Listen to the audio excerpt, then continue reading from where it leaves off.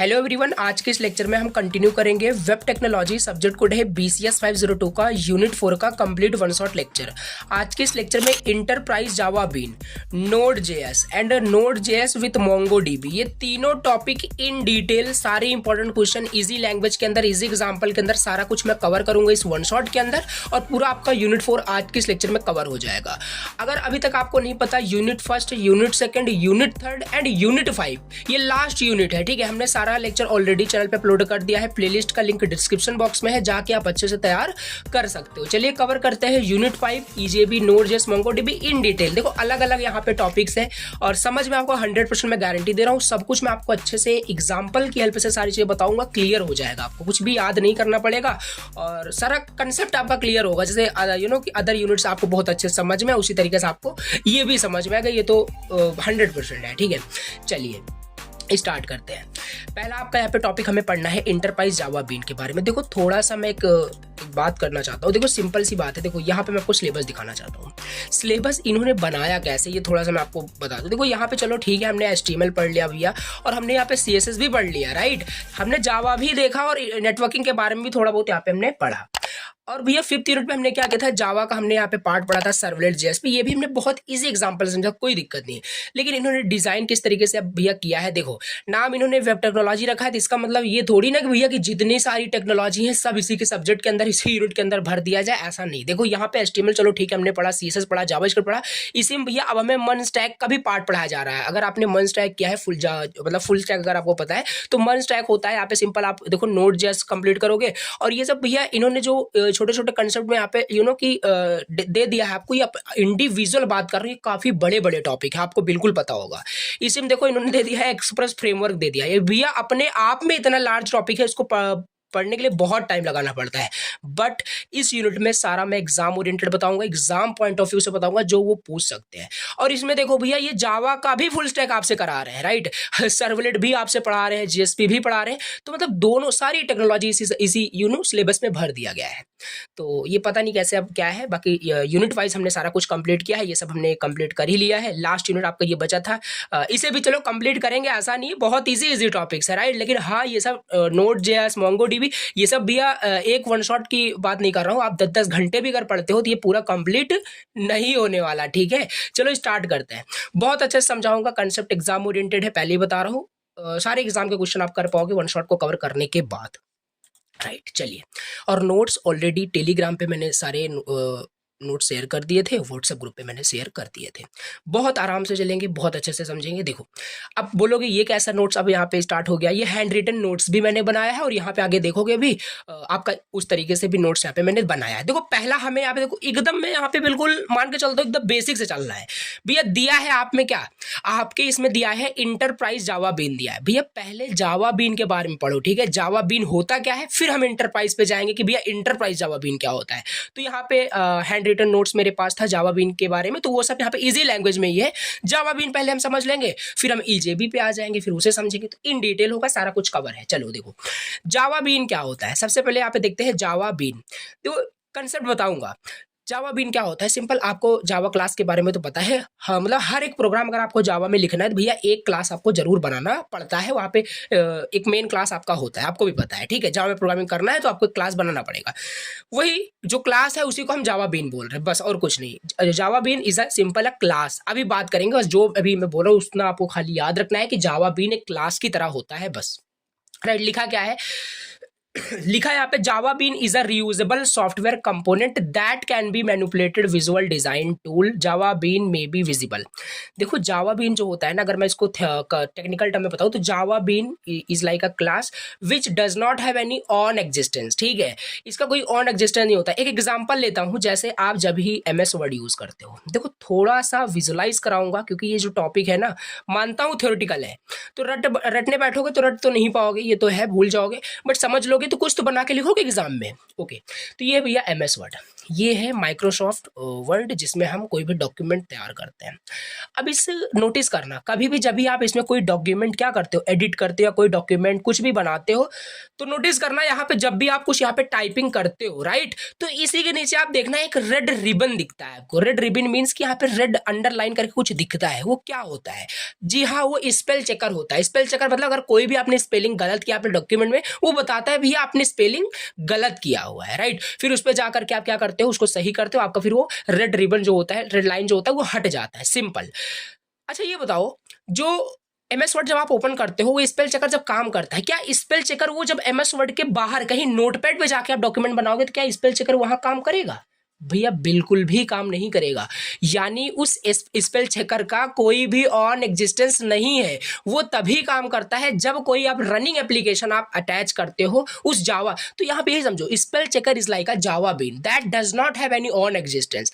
They can only run with running application के साथ वो रन कर सकते हैं। तो ये spell checker is like a Java bean बोल सकते हो। ऑल्सो एग्जाम में एग्जाम्पल लिख सकते हो, राइट, कोई दिक्कत नहीं, ठीक है। तो क्या होता है, ये आपका लाइक का जावा बीन होता है जो कि तभी आपका ये काम करता है, तभी आपका ये रन करता है जब आप कोई रनिंग एप्लीकेशन को रन करते हो, एग्जीक्यूट करते हो। रनिंग एप्लीकेशन यहाँ पे क्या है भैया, माइक्रोसॉफ्ट वर्ड आपका रनिंग एप्लीकेशन, जब उसको हम रन करते हैं तभी आपका ये स्पेल चेकर काम करेगा। नोटपैड में जाके लिखोगे स्पेल चेकर आपका बिल्कुल भी काम नहीं करने वाला। तो ये स्पेल चेकर जो है ना, यही होता है, ठीक है। यही है आपका इज लाइक का जावा बीन। अभी समझो, अभी जावा बीन मैंने तो क्लास बनाया था और स्पेल चेकर से रिलेट कर रहा हूँ, बस समझो हाँ ये आपका लाइक का जावा बीन होता है। इसका कोई देखो स्पेल चेकर का भैया बताओ क्या कोई ऑन एग्जिस्टेंस है? यहाँ पे नहीं है ऑन एग्जिस्टेंस, ठीक है। जब आप एमएस वर्ड ओपन करोगे तभी आपका ये स्पेल चेकर काम करता है। और ये अटैच किसके साथ है? एमएस वर्ड के साथ अटैच है। इसको अलग से कुछ इंस्टॉल नहीं किया गया है, राइट, समझ पा रहे हो? ओके, तो ये जावा बीन कुछ इस तरीके से आप रिलेट अभी करो। तो यही है जावा बीन, ये विजिबल भी, ये विजिबल हो सकता है, इनविजिबल भी हो सकता है, काफी सारे टाइप। तो जावा बीन जनरली अटैच होता है विथ रनिंग एप्लीकेशन। अभी हम जावा बीन समझ रहे हैं, यही जो बताया वही लिखा हुआ है। जनरली सेल्फ इनिशिएटेड, यहाँ पे लिखा है generally are not self initiated. ये भैया सेल्फ इनिशिएटेड नहीं होता है, मतलब सेल्फ से एक्टिव नहीं होता है। आप जब रनिंग एप्लीकेशन को रन करोगे तो आपका जावा बीन एक्टिव हो जाता है। और सम ऑफ द जावा बीन के एग्जांपल यहाँ पे कुछ लिखा हुआ है, सिंपल ये आपके जावा बीन होते हैं, जेली बीन, जगलर बीन, ठीक है। कितने टाइप्स के बीन होते हैं अभी हम जावा बीन समझ रहे हैं, इंटरप्राइज जावा बीन अभी देखने वाले हैं। तो जावा बीन के टाइप्स हम देख लेते हैं। बेसिकली हमारे 3 टाइप्स होते हैं। पहला होता है कंट्रोल बीन, दूसरा होता है कंटेनर बीन, तीसरा होता है हिडन या इनविजिबल बीन, राइट। अब पहला हम देखते हैं कंट्रोल बीन क्या होता है।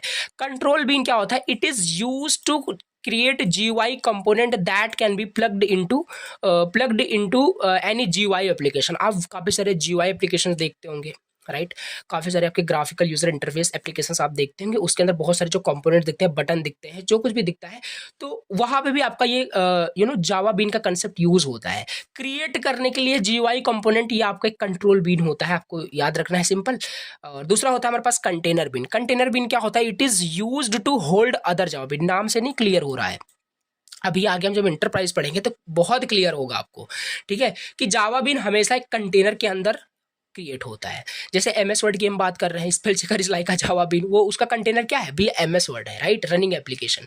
तो यही होता है, we can create a container Java bean by extending any of the serving class. ये सब अभी अब आगे हम देखेंगे। तो दूसरा कंटेनर बीन होता है, याद रखना है। जावा बीन के हम टाइप्स देख रहे हैं, टाइप्स ऑफ ईजेबी भी हम बाद में देखेंगे, ठीक।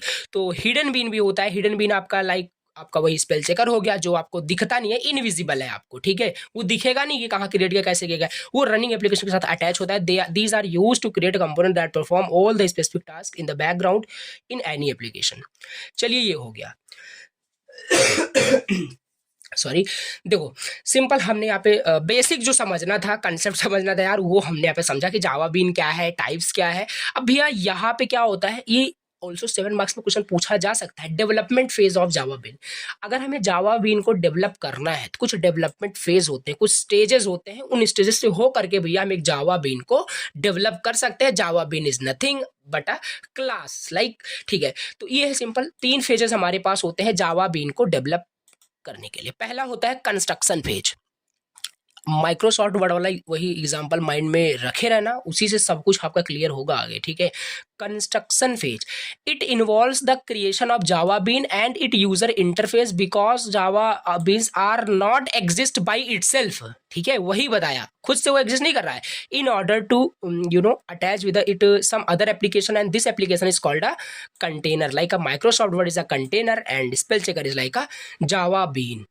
तो यहाँ पे ये बता रहा है कि भैया जैसे हम कोई जावा बीन क्रिएट करने जा रहे हैं तो उसका क्या होगा, उसका यूजर इंटरफेस डिजाइन करना. ठीक है, तो वही है, मतलब उसको कंस्ट्रक्ट हमने कर दिया, लेकिन अभी तक उसको हम क्या किए हैं, अटैच नहीं किए हैं, किसी भी रनिंग एप्लीकेशन से अटैच नहीं किए हैं. तो ये आपका कंस्ट्रक्शन फेज खाली इतना होगा. बिल्ड फेज कब हो जाएगा?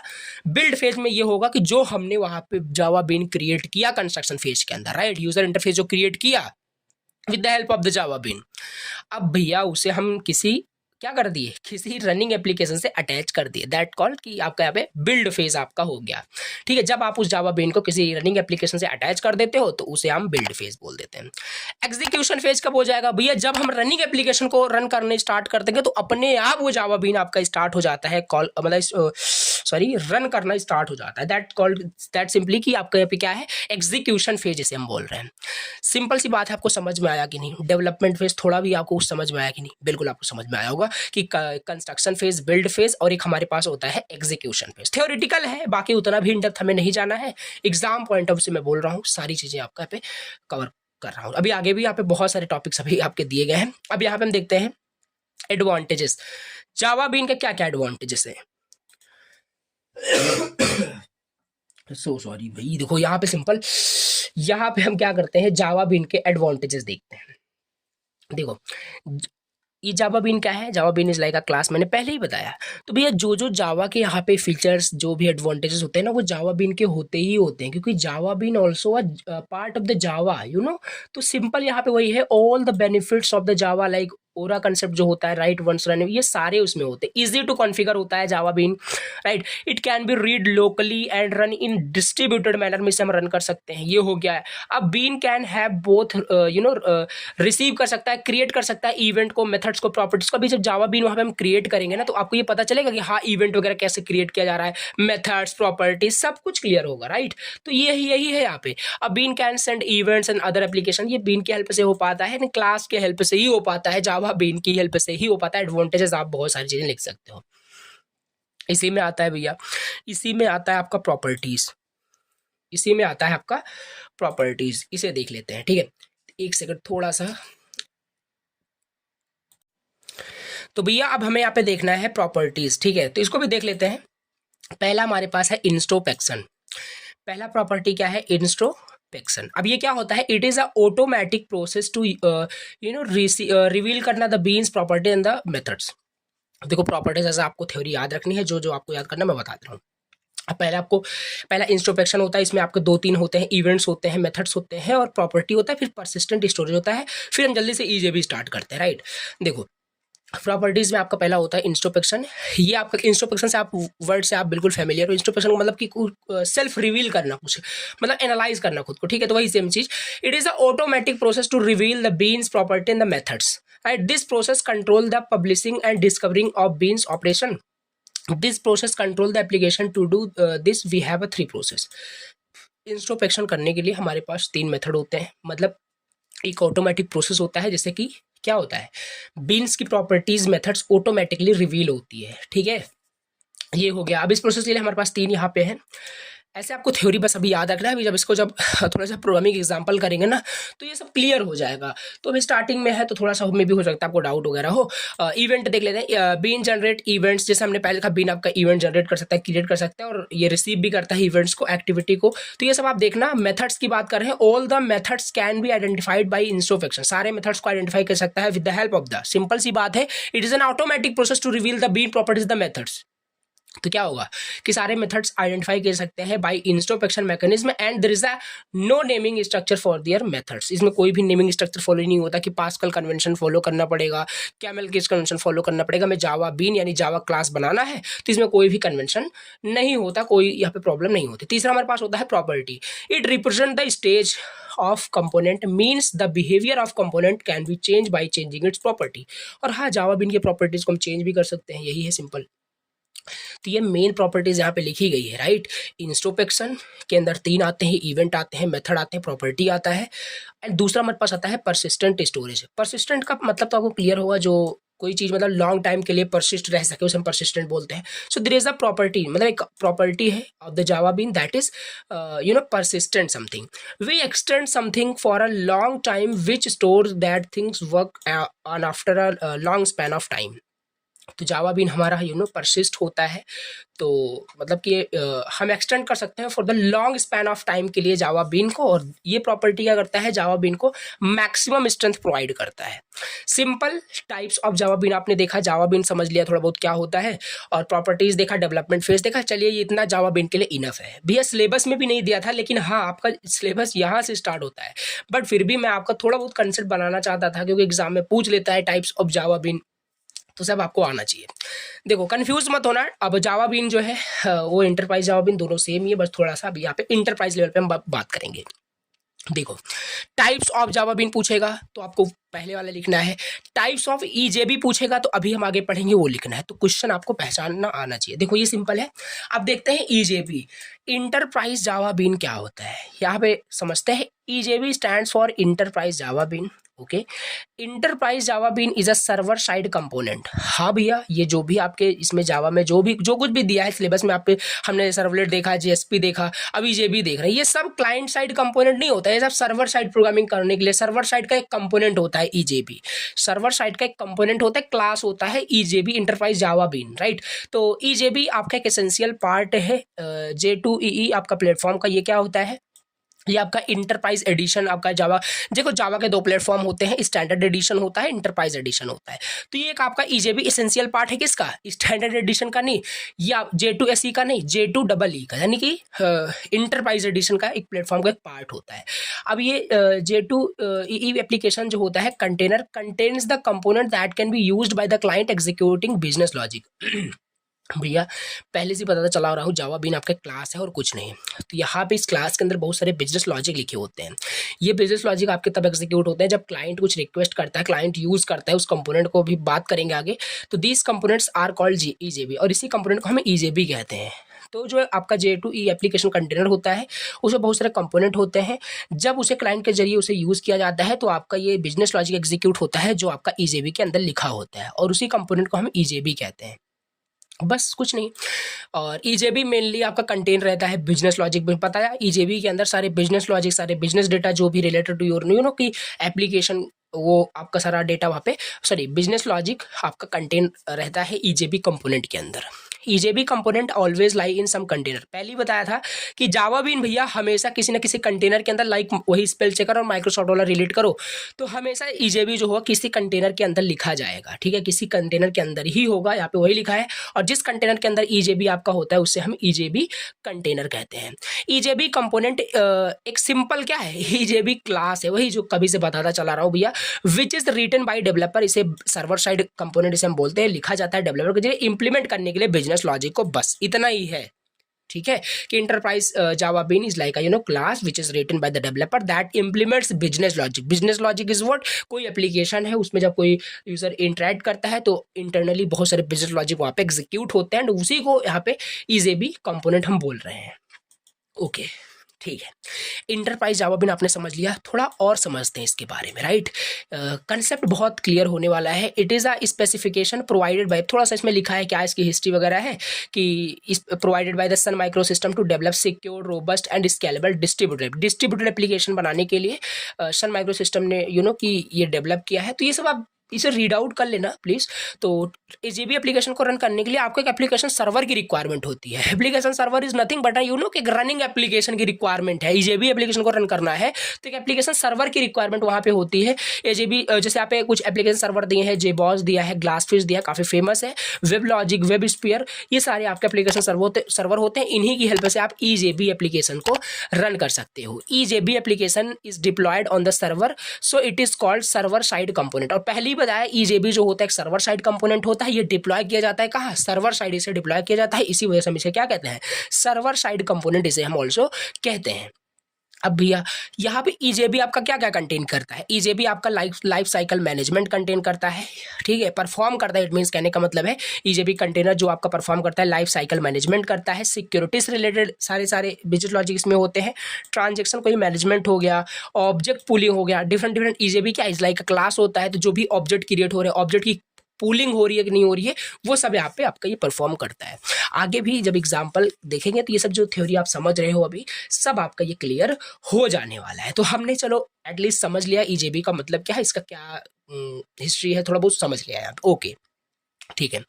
एडवांटेजेस, जो कुछ भी पूछा जाता है सब कुछ यहाँ पे कवर है।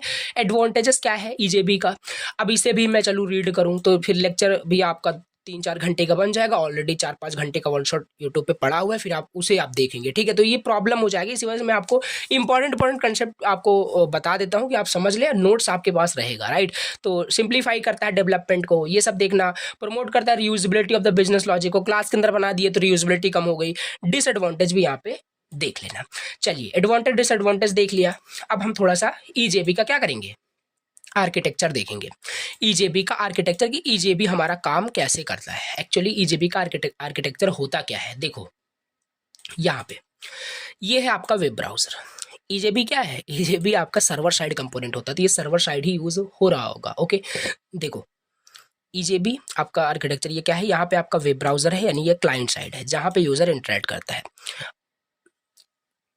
ठीक है। अब यहाँ पे क्या होगा, यूजर यहाँ से रिक्वेस्ट सेंड करेगा, एक सेकंड, तो यहाँ पे सिंपल क्या है, ये आपका है क्लाइंट, राइट, ये है आपका क्लाइंट साइड और ये है आपका मतलब क्लाइंट साइड, ये आपका है वेब ब्राउजर। यहाँ पे क्या होगा, कोई भी यूजर HTTP रिक्वेस्ट भेजेगा, ओके कोई भी HTTP रिक्वेस्ट भेजेगा, कहने का मतलब है वो किसी पेज को एक्सेस करना चाहता है या कुछ भी करना चाहता है।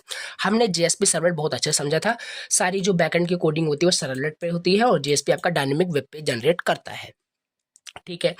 अब यहीं पे क्या होगा, यहीं पे आपका रोल आता है क्या, यहीं पे आपका रोल आता है ईजेबी का, एंटरप्राइज जावा बीन का, यानी यहीं पे आपके क्या होते हैं सर्वर साइड। देखो ये सर्वर साइड ही है आपका, यहाँ पे सारे ईजेबी कंपोनेंट यहाँ यहीं पे आपका होता है, सर्वर साइड ही होता है।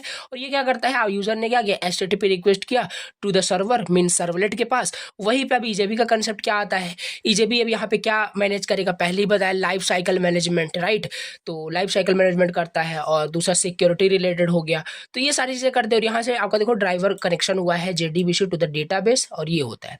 तो अभी देखो ये स्ट्रक्चर अभी उतना क्लियर नहीं हुआ है, आई नो, अब इसको समझाता हूँ अच्छे से। यहाँ पे देखो लिखा हुआ है, एक एक वर्ड आपको पढ़ के अच्छे से समझाते हैं। ये डायग्राम शो कर रहा है architecture of the enterprise Java bean application which is a part of the this, पहले ही बताया, ठीक है। तो यही है आपका आर्किटेक्चर शो कर रहा है आपका क्या, एंटरप्राइज जावा बीन का, विच is a part of the J2E, मतलब इंटरप्राइज एडिशन का एक पार्ट होता है, ईजेबी देखा था। पहला क्या है, client side web browser, the user interact with the web application through their browser, हाँ ठीक है, वो यूजर क्या करेगा, सेंड करेगा HTTP रिक्वेस्ट को सर्वर के पास। फिर यहीं पे आपका होता है J2EE सर्वर, मतलब यहाँ पे कुछ नहीं, J2E मतलब JSP और ईजेबी ये आपका होता है। This is the server where the application run, और बैकएंड में ही सर्वर में ही आपका एप्लीकेशन रन करता है। दो मेन कंपोनेंट इसमें होते हैं, JSP सर्वलेट, और ये हैंडल करते हैं, सर्वलेट क्या कर रहा था वहाँ पे, इनकमिंग रिक्वेस्ट को हैंडल करता था from the browser and respond करता था web pages, dynamic web pages, right. यहाँ पे ईजेबी का भी क्या रोल है, ये तो चलो ठीक है क्लियर है, ये हैंडल करता है business logic such as calculation, decision making और any core operation of that application, वो ईजेबी के अंदर ही होता है। देखो सर्वर साइड प्रोग्रामिंग अगर जब भी आप करोगे तो यहाँ पे समझ में आपको बेटर आएगा कि ईजेबी क्या करता है, वही चीज़ देखो यहाँ पे भी हो रहा था, ये आपका इनकमिंग रिक्वेस्ट लिसन करता है, रिस्पॉन्स देता है, लेकिन जो कैलकुलेशन हो गई सर्वर साइड, कोई कैलकुलेशन हो गई, वो सब ईजेबी कंपोनेंट के अंदर होता है, ठीक है, डिसीजन मेकिंग रिलेटेड, ठीक है, जो कोर ऑपरेशन होते हैं एप्लीकेशन से वो ईजेबी के अंदर ही होता है, राइट। जैसे वही स्पेल चेकर वाला लो, तो वो क्या कर रहा था, वो भी तो एक like decision making, calculation, core operation हो रहा था उस एप्लीकेशन का, जो आपकी स्पेलिंग को वहाँ पे चेक कर रहा था, सिंपल वही है।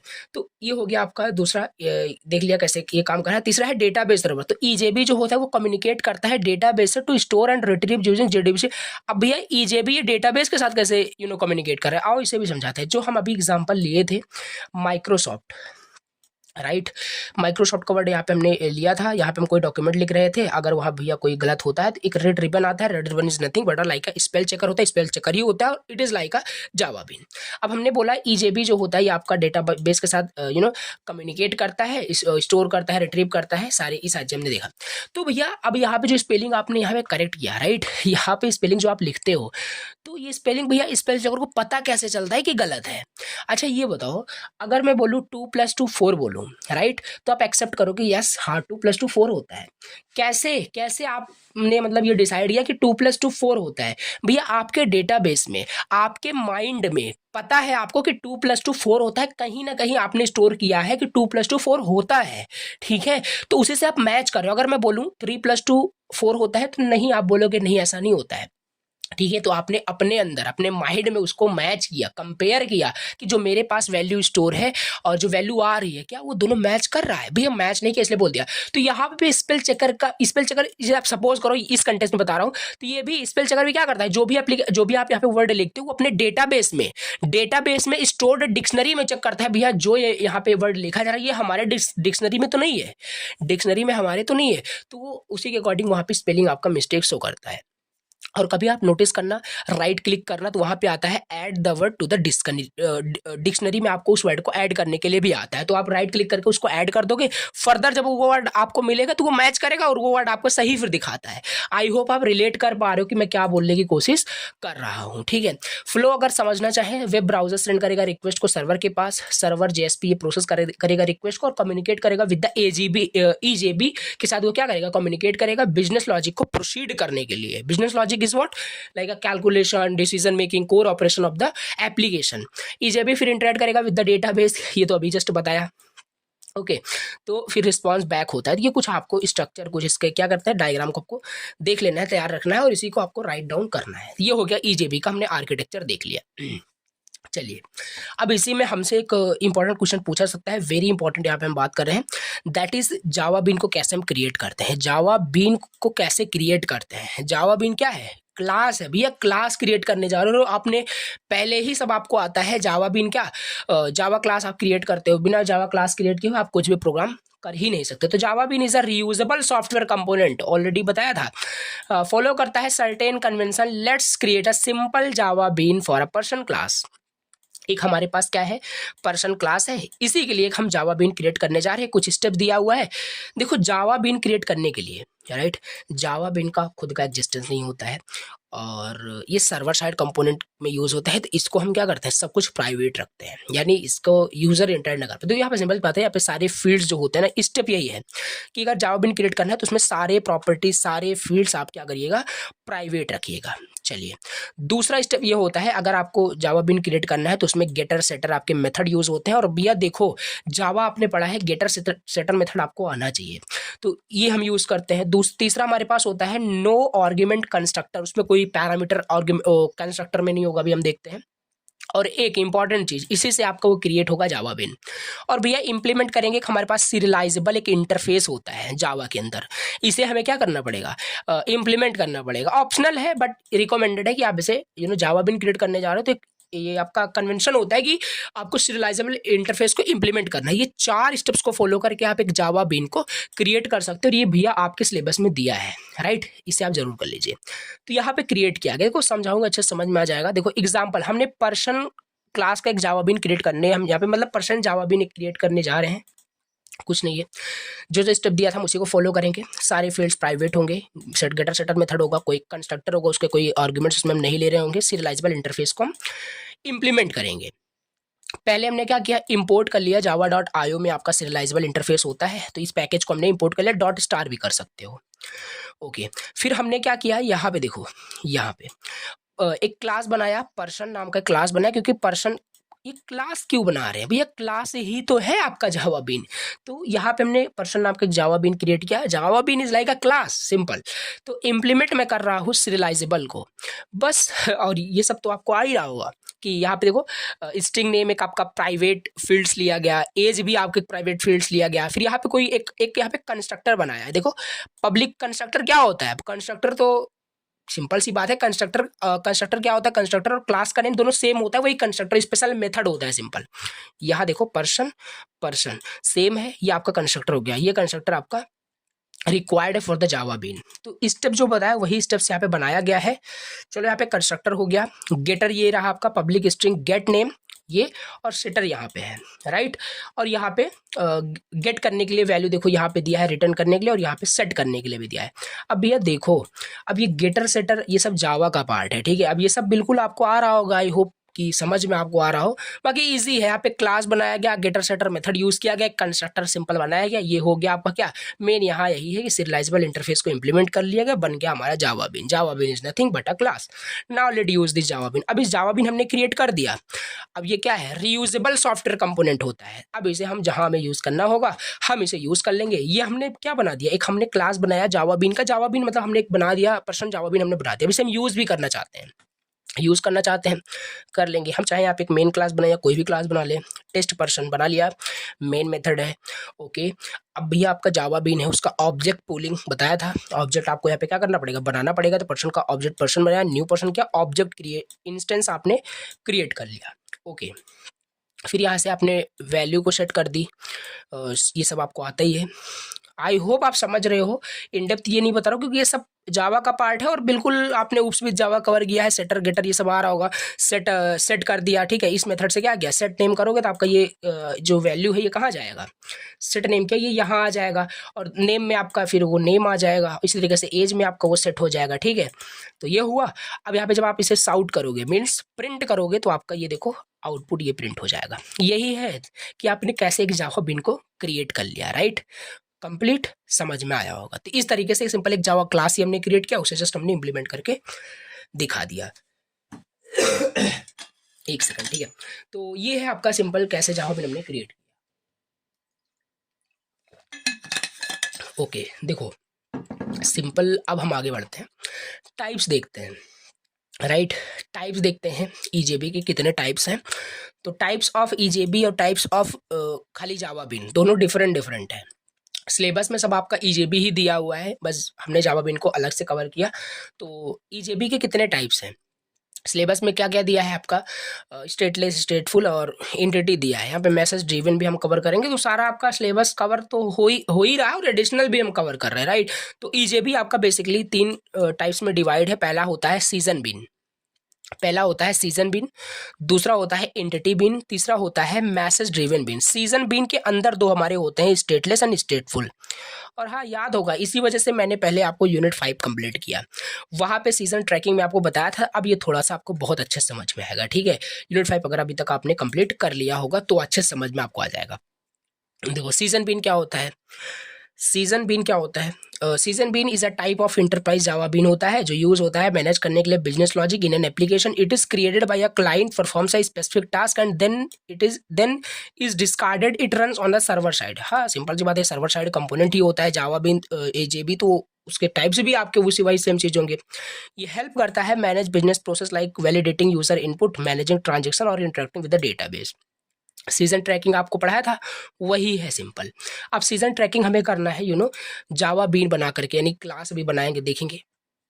तो 2 टाइप्स के हमारे यहाँ पे क्या होते हैं, सीजन बीन होते हैं। पहला होता है हमारे पास स्टेटलेस होता है, दूसरा होता है हमारे पास स्टेटफुल होता है। स्टेटलेस आपको बताया था, स्टेटफुल आपको बताया था, बट फिर भी बताता हूँ। स्टेटलेस क्या होता है, जब भी यहाँ पे फिर से देख ही लेते हैं यार, कहें देखो ये हो गया क्लाइंट, ये हो गया सर्वर, राइट। आपको भी पता है जब भी आप जो भी क्लाइंट होता है सर्वर के साथ जब भी कम्युनिकेट करता है, तो जो सर्वर होता है ना, क्लाइंट एंड सर्वर के बीच में जो भी कम्युनिकेशन होता है वो स्टेटलेस होता है। मतलब कुछ भी वो याद नहीं रखता, ठीक है, कुछ भी याद नहीं रखता। तो उसको याद करने के लिए हम क्या वहाँ पे पढ़ रहे थे, सीजन ट्रैकिंग पढ़ रहे थे कि याद रखो कि कौन से, जैसे अमेजोन का एग्जांपल लिया था कि कार्ट की कोई भी कार्ट में अगर प्रोडक्ट आप एक टैब में ऐड किए हो तो दूसरे टैब को ओपन करो तो वो भी प्रोडक्ट आपको दिखना चाहिए।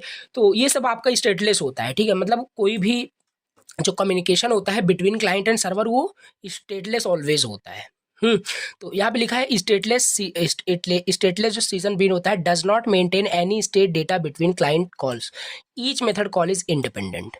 आई stateless session bean does not remember anything between different client request. तो वही मैं आपको बता रहा हूँ। और कि आपका जो क्लाइंट ने जो भी रिक्वेस्ट किया सर्वर को, मतलब एक बार अगर सर्वर से आपने कुछ भी रिक्वेस्ट किया तो जो भी रिक्वेस्ट आप करोगे, अभी एग्जांपल से इसको क्लियर करेंगे तो समझ में आएगा। जैसे अभी मैं आपसे एग्जांपल से अगर बोलूँ, देखो अभी मैंने आपको कुछ मान लो पैसे आपको दिए, ठीक है, आपको मैंने पैसे दिए और फिर क्या हुआ कि जैसे अभी मैंने आपको कुछ पैसे दिए और कल फिर मैं आपको कुछ पैसे देता हूँ तो आप प्रीवियस वाले रिजल्ट को भूल चुके हो, मतलब कहने का मतलब आप प्रीवियस वाले को भूल चुके हो कि भैया मैंने कल भी आपको कुछ पैसे दिए थे। तो ये हो गया स्टेटलेस, ठीक है, कुछ आपने मेंटेन नहीं किया, कुछ स्टेट वगैरह वहाँ पे आपने क्या क्या मेंटेन नहीं किया, कुछ याद नहीं किया, रिमेंबर नहीं किया, तो ये स्टेटलेस होता है। इसको देखोगे बिल्कुल क्लियर हो जाएगा। यहाँ पे देखो इस स्टेटलेस को क्या किया गया, इंपोर्ट किया गया Java X dot EJB dot stateless. Java X dot EJB dot star कर दोगे तो फिर हो जाएगा, कोई दिक्कत नहीं था। हम यहाँ स्टेटलेस समझ रहे हैं। देखो यहाँ पे सॉरी, यहाँ पे समझते हैं। देखो ये हो गया हमारे पास क्या, स्टेटलेस का हम एग्जांपल देख रहे हैं। एनोटेट करना पड़ेगा भैया कि आप स्टेटलेस जावा बीन क्रिएट कर रहे हो। जावा बीन क्या, Java bean is nothing but a class and the methods. तो यहाँ पे देखो एक मेथड बनाया गया और ये मेथड जो है ना स्टेटलेस है, स्टेटलेस है। जैसे यहाँ पे एक मेथड आपका बनाया गया, क्लास आपका बनाया गया है जो कि क्या है, कन्वर्ट करता है यूएसडी को मतलब एक आपका करेंसी होता है, देख लेना। तो ये कन्वर्ट करता है यूएसडी को किसी करेंसी में, EUR आपका करेंसी होता है। देखो अब यहाँ पे इस मेथड को भैया आप यूएसडी दोगे तो ये सिंपल आपको आउटपुट दे देगा, रिटर्न कर देगा, आपको कन्वर्ट कर देगा, सिंपल एज दैट। ईयर सिंपल आपकी यूएसडी को ये कन्वर्ट कर देगा, EUR आपका करेंसी होता है भैया। लेकिन आपने अभी मान लो 10 यूएसडी दिया, इसने कन्वर्ट कर दिया EUR समथिंग, कुछ भी कन्वर्ट किया, फिर से आप 20 यूएसडी दे रहे हो, फिर से कन्वर्ट कर दिया। क्या ये कुछ पीछे याद कर रहा है, कुछ रिमेंबर कर रहा है कि पीछे मैं क्या किया था क्या नहीं, यहाँ यही होता है स्टेटलेस, ठीक है। अभी स्टेटफुल देखेंगे तो वहां देखोगे कि भैया हाँ याद किया जा रहा है कि पीछे क्या दिया गया था, ठीक है। तो यहाँ देखो every time you ask to convert an amount of the USD the beans does the calculation, the forgets about it after responding. Respond करने के बाद वो फॉरगेट कर जाता है, अरे यहाँ पे यूज ही नहीं हो रहा है ना, पीछे का क्या रिजल्ट क्या था, वो एग्जाम्पल आपको मैंने दिया, राइट। ऐसा भी हो सकता है। अब यहाँ पे यही आप रट लो मेथड को, कोई जरूरी नहीं है। यहाँ पे आप कोई सम मेथड बना लो एडिशन का, 2 नंबर को तो ऐड करके देगा, अब बाद में आप चाहे उसको मल्टीप्लिकेशन करा लो। अब एडिशन कराया, अब जैसे मल्टीप्लाई करने के लिए ये थोड़ी ना जरूरी है कि पहले एडिशन क्या कराया था उसके बारे में याद रखें, ये सब नहीं। यही होता है स्टेटलेस, और ये एग्जाम्पल जरूर लिखना है। थ्योरी तो बहुत सारे लोग लिखेंगे, आप एग्जाम्पल लिखोगे देन ये काफी बढ़िया होगा, राइट। तो ये देखो यहाँ पे भैया आप एक रिक्वेस्ट करोगे 100 यूएसडी को इसमें कन्वर्ट करें तो कन्वर्ट हो जाएगा। तो ये सर्विस क्या हुआ, ये सर्विस मेथड जो आपने जावा बीन बनाया, Java bean is a class, simple पहले से बताते चला आ रहा हूँ। ये रिजल्ट आपका does not remember your previous conversation को, ये रिमेंबर नहीं करेगा। This is how stateless session bean आपका काम करता है। अब आते हैं स्टेटफुल सीजन बीन। स्टेटफुल में क्या होगा, वही क्लाइंट एंड सर्वर के बारे में बात करते हैं। तो यहाँ पे वो रिमेंबर किया जाएगा, ठीक है, वो रिमेंबर किया जाएगा उनके बीच के इन्फॉर्मेशन को। तो ये देखो ना, जैसे शॉपिंग कार्ट के बारे में हमने प्रीवियस में ही आपको एग्जांपल दिया था कि ट्रैक करने के लिए, जैसे फिर से एग्जांपल मैं आपको दे ही देता हूँ। जैसे आपका ये वेब ब्राउजर है, आपने एक टैब ओपन किया है क्रोम ब्राउजर के अंदर, और इस टैब में आपने अमेजॉन में क्या किया, कुछ ऐड कर दिया, कार्ट में आपने ऐड कर दिया, और फिर आपने एक न्यू टैब ओपन किया इसी क्रोम ब्राउजर के अंदर। तो क्या उस नए टैब में आपको वो कार्ट का डिटेल नहीं दिखेगा भैया, दिखेगा। यानी वहां पे स्टेटफुल सीजन बीन काम किया, वहां पे आपके बीच में जो कम्युनिकेशन आपने क्लाइंट सर्वर में किया वो याद किया गया, ट्रैक किया गया। वो सीजन ट्रैकिंग में हमने बहुत डिटेल से समझा था, राइट। तो ये होता है स्टेटफुल। इसका एग्जाम्पल क्लियर कर लेते हैं। जैसे वहाँ पे हमने क्या किया था, वहाँ पे हमने इंपोर्ट किया था स्टेटलेस को, यहाँ पे भी हमें इंपोर्ट करना पड़ेगा। हमने इस लाइन से क्या किया, इंपोर्ट कर लिया। अब ये एरे वगैरह क्या क्यों यहाँ पे हम इंपोर्ट किए हैं, क्योंकि अभी स्टेटफुल में एक एग्जांपल मैं ले रहा हूँ तो उसमें एरे यूज होगा, कर भी सकते हो, कोई अदर एग्जांपल भी आप राइट डाउन कर सकते हो। तो ये हमने इंपोर्ट कर लिया एरे को, लिस्ट को, तो एनोटेट कर दिया कि भैया हम स्टेटफुल जावा बीन क्रिएट किए हैं। अब यहाँ से यहाँ तक इसको समझ लेते हैं। एक शॉपिंग कार्ट हमें एक बीन बनाया गया, जो कि क्या है, शॉपिंग कार्ट बीन एक क्लास बनाया गया, सिंपल स्टेटफुल आपका क्लास है, जावा बीन है, जो क्या करता है प्रीवियस रिजल्ट को याद करता होगा, सिंपल सी बात है। तो एक प्राइवेट यहाँ पे फील्ड लेगा, और हमेशा याद रखना जब भी हम क्रिएट करेंगे वहाँ पे प्राइवेट ही फील्ड बनाते हैं, because it is server side programming होता है। तो हम इतना जितना हो सके उतना एब्स्ट्रैक्शन अचीव करते हैं। तो ये हमारे पास क्या है, एक लिस्ट बनाया गया, और ये मुझे नहीं लगता आपको आता होगा। एक लिस्ट का सिंटेक्स है सिंपल, राइट। ये लिस्ट का सिंटेक्स है, आइटम नाम का एक लिस्ट बनाया गया, इसी लिस्ट में सारी चीज़ें इंपोर्ट मतलब इंसर्ट कराई जाएगी, आइटम्स को ऐड किया जाएगा। तो यहाँ से क्या किया जा रहा है, यहाँ से सिंपल हमारे पास अगर हमें अपने लिस्ट में क्या होगा, कुछ ऐड करना है तो हम देखो इस मेथड को कॉल कर लेंगे, ऐड आइटम को कॉल करेंगे, उसमें आइटम का नाम डाल देंगे, हमारा आइटम वहाँ पे ऐड हो जाएगा with the help of the add method की हेल्प से। और यहाँ पे क्या बनाया गया, यहाँ से हमें मान लेते हैं अगर हमें आइटम्स को देखना है कि क्या क्या आइटम्स हमने लिया था, तो प्रीवियस रिजल्ट भी भैया दिखेगा यहाँ पे, राइट। तो the shopping cart beans remember the item added to the cart for a single user session, this is how stateful bean works, right. समझ में आ रहा है कि नहीं, समझ में आ रहा है कि नहीं। सिंपल देखो इस तरीके से आपका काम कर रहा है, राइट। तो यहाँ पे जितने भी आइटम आप यहाँ पे ऐड करोगे, जब आप इसे आप प्रिंट करोगे, गेट करोगे, तो प्रीवियस रिजल्ट वहाँ पे दिखेगा कि नहीं दिखेगा, सिंपल सी बात है। तो यही है आपका स्टेटफुल, ठीक है। तो ये एग्जांपल आप राइट डाउन कर सकते हो। अब इसके बाद पहला हमने देख लिया सीजन बीन देख लिया, दूसरा हमारे पास होता है entity been.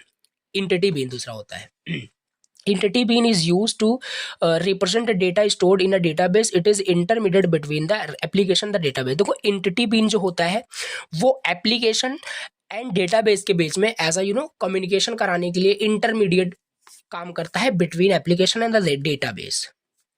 It use to perform operation like create, read, update and delete. अब जो हम बता रहे हैं जैसे अमेजोन का जो एग्जांपल लिया था, वहाँ पे सपोज करते हैं वहाँ पे जावा बीन का कंसेप्ट इंप्लीमेंट हुआ है कि नहीं, अब ये मैं आपको नहीं बता रहा हूँ, बट एग्जांपल से हम समझने की कोशिश कर रहे हैं कि हाँ ऐसा हो सकता है। अब ये जो आपका इंटिटी जावा बीन होता है ना, ये करंट ऑपरेशन परफॉर्म करने के लिए ऑन द डेटाबेस आपका यूज होता है। आप डायरेक्टली डेटाबेस से कम्युनिकेट नहीं करते भैया, वहाँ पे एक मिडिल लेयर होता है, that is nothing but a entity bean. वो सारे आपके ऑपरेशन को, करंट ऑपरेशन को, जो भी आप रिक्वेस्ट करते हो वो रिक्वेस्ट इंटिटी बीन के पास जाती है। वो इंटिटी बीन क्या करता है, सारे करंट ऑपरेशन को जो डेटाबेस में स्टोर है जो भी डेटा, उस पर ऑपरेशन परफॉर्म करता है। User data can be save to the database via entity bean, ठीक, and later on can be retrieve from the database in the entity bean. Database से कुछ भी अगर आपको रिक्वेस्ट फेच करना है तो इंटिटी बीन में आएगा, इंटिटी बीन से फिर वो आपका यूजर इंटरफेस में। कुछ भी आपको रिक्वेस्ट करनी है तो वो आपका कहाँ जाएगा, आप सीजन बीन के साथ, तो ठीक है आपका स्टेटफुल है कि स्टेटलेस है, वो तो सीजन बीन का कंसेप्ट है।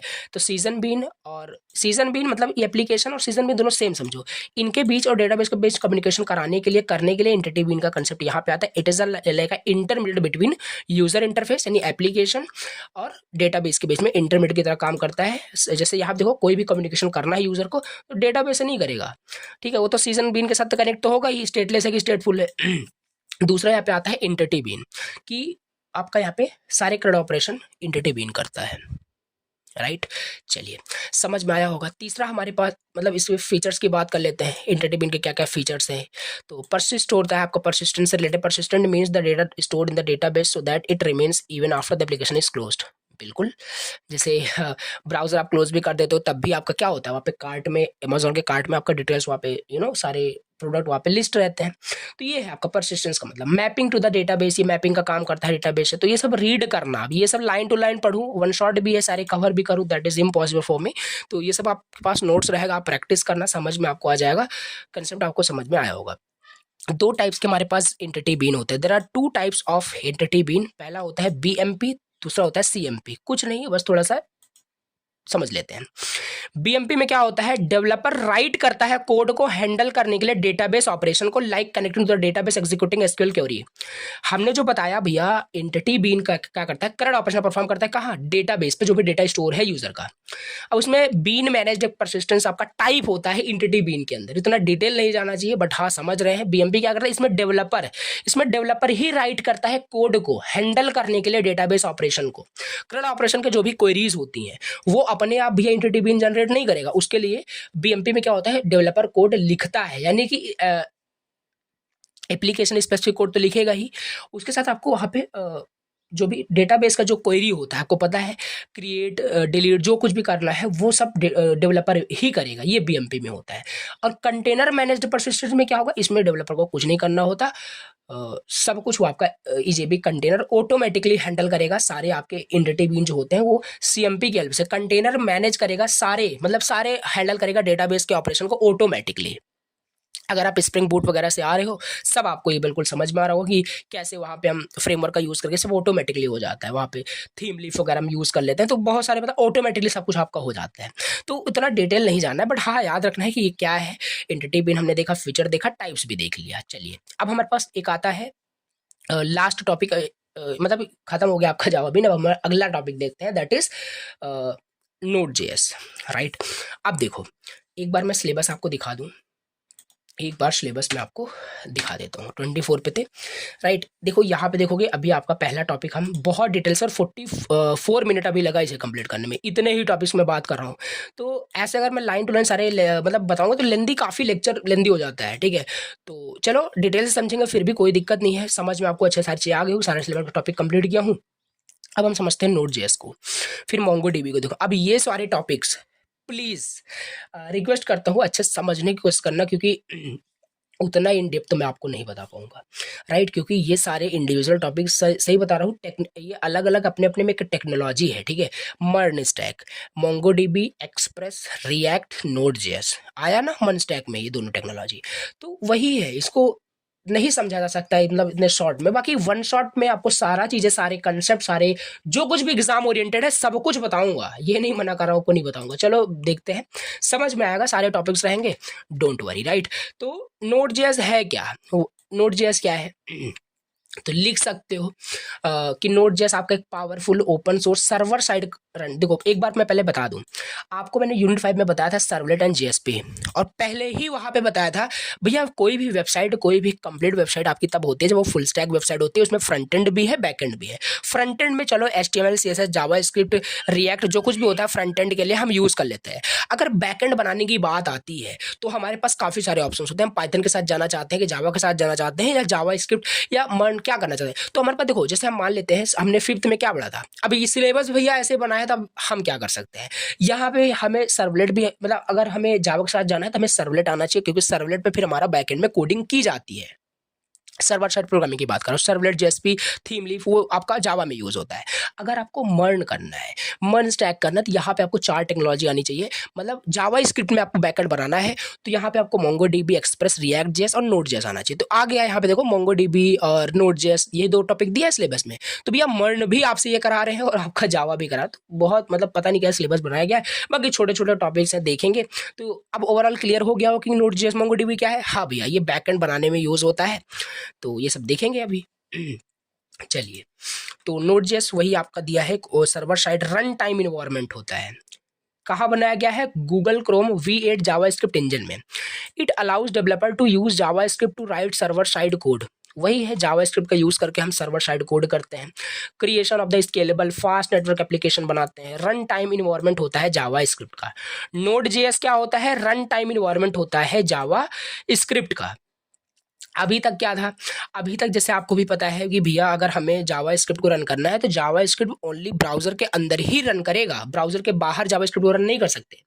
लेकिन नोड जेएस क्या है, नोड जेएस ने ये अथॉरिटी दी, ये हमें एबिलिटी दी कि हम जावा स्क्रिप्ट को आउटसाइड ऑफ द ब्राउजर भी रन कर सकते हैं। It is a run time environment of the Java script. शायद शायद शायद शायद देखते हैं कंप्यूटर में है कि नहीं, राइट। एक सेकंड देखते हैं, मैं जैसे कि आपको समझा पाऊँ अच्छे से, क्योंकि ये मुझे नहीं लगता ऐसे थ्योरेटिकल बताऊंगा कुछ आएगा आपको समझ में। थोड़ा सा देखते हैं कि हमारे इसमें है या नहीं। अभी इसको बताऊंगा मैं क्या लिख रहा हूँ, ठीक है। हाँ भैया इसमें नोड है, ठीक है, नोड जेएस में पढ़ा हुआ है। और अभी मैं आपको प्रैक्टिकल भी करके दिखाऊंगा कैसे क्या करना है, जो कुछ भी वहां पे आएगा सब कुछ दिखाऊंगा आपको करके, राइट। एक सेकेंड, राइट, देखो ओके। सो यहाँ पे आते हैं, तो ये समझ में आ गया कि नहीं कि हाँ जावास्क्रिप्ट का रन टाइम इन्वायरमेंट होता है। यूज केस इसका समझ लेते हैं, यूज केस समझ लेते हैं। वेब सर्वर बनाने के लिए, रियल टाइम एप्लीकेशन कुल मिला के बैकएंड बनाने के लिए, बैकएंड क्या कहाँ बनाओगे, वेब एप्लीकेशन बनाओगे, एपीआई डेवलपमेंट करना है, ऑटोमेशन करना है, डेवलपर काफ़ी सारे टूल्स आपको प्रोवाइड करता है, अभी एनपीएम देखेंगे इसमें। तो सब आपका ये नोड.js की हेल्प से ही हो पाता है। सिंगल पेज ऐप बनाना है, कुछ भी करना है, सारे देख सकते हो काफ़ी सारे यूज होते हैं। फिक्स ही नहीं हो गया, मैं से 7 से 8 पॉइंट लिख दिया तो फिक्स हो गया, हजारों यहाँ पे यूज होते हैं, उसी में से आपको जो भी आता है वो लिखना है। फीचर्स की बात कर लेते हैं, features of node JS. Exam में ऐसे थ्योरी ये पूछा जाता है, तो वही सब यहाँ पे लिखा हुआ है। अब छोटे छोटे टॉपिक्स ही हैं आपके।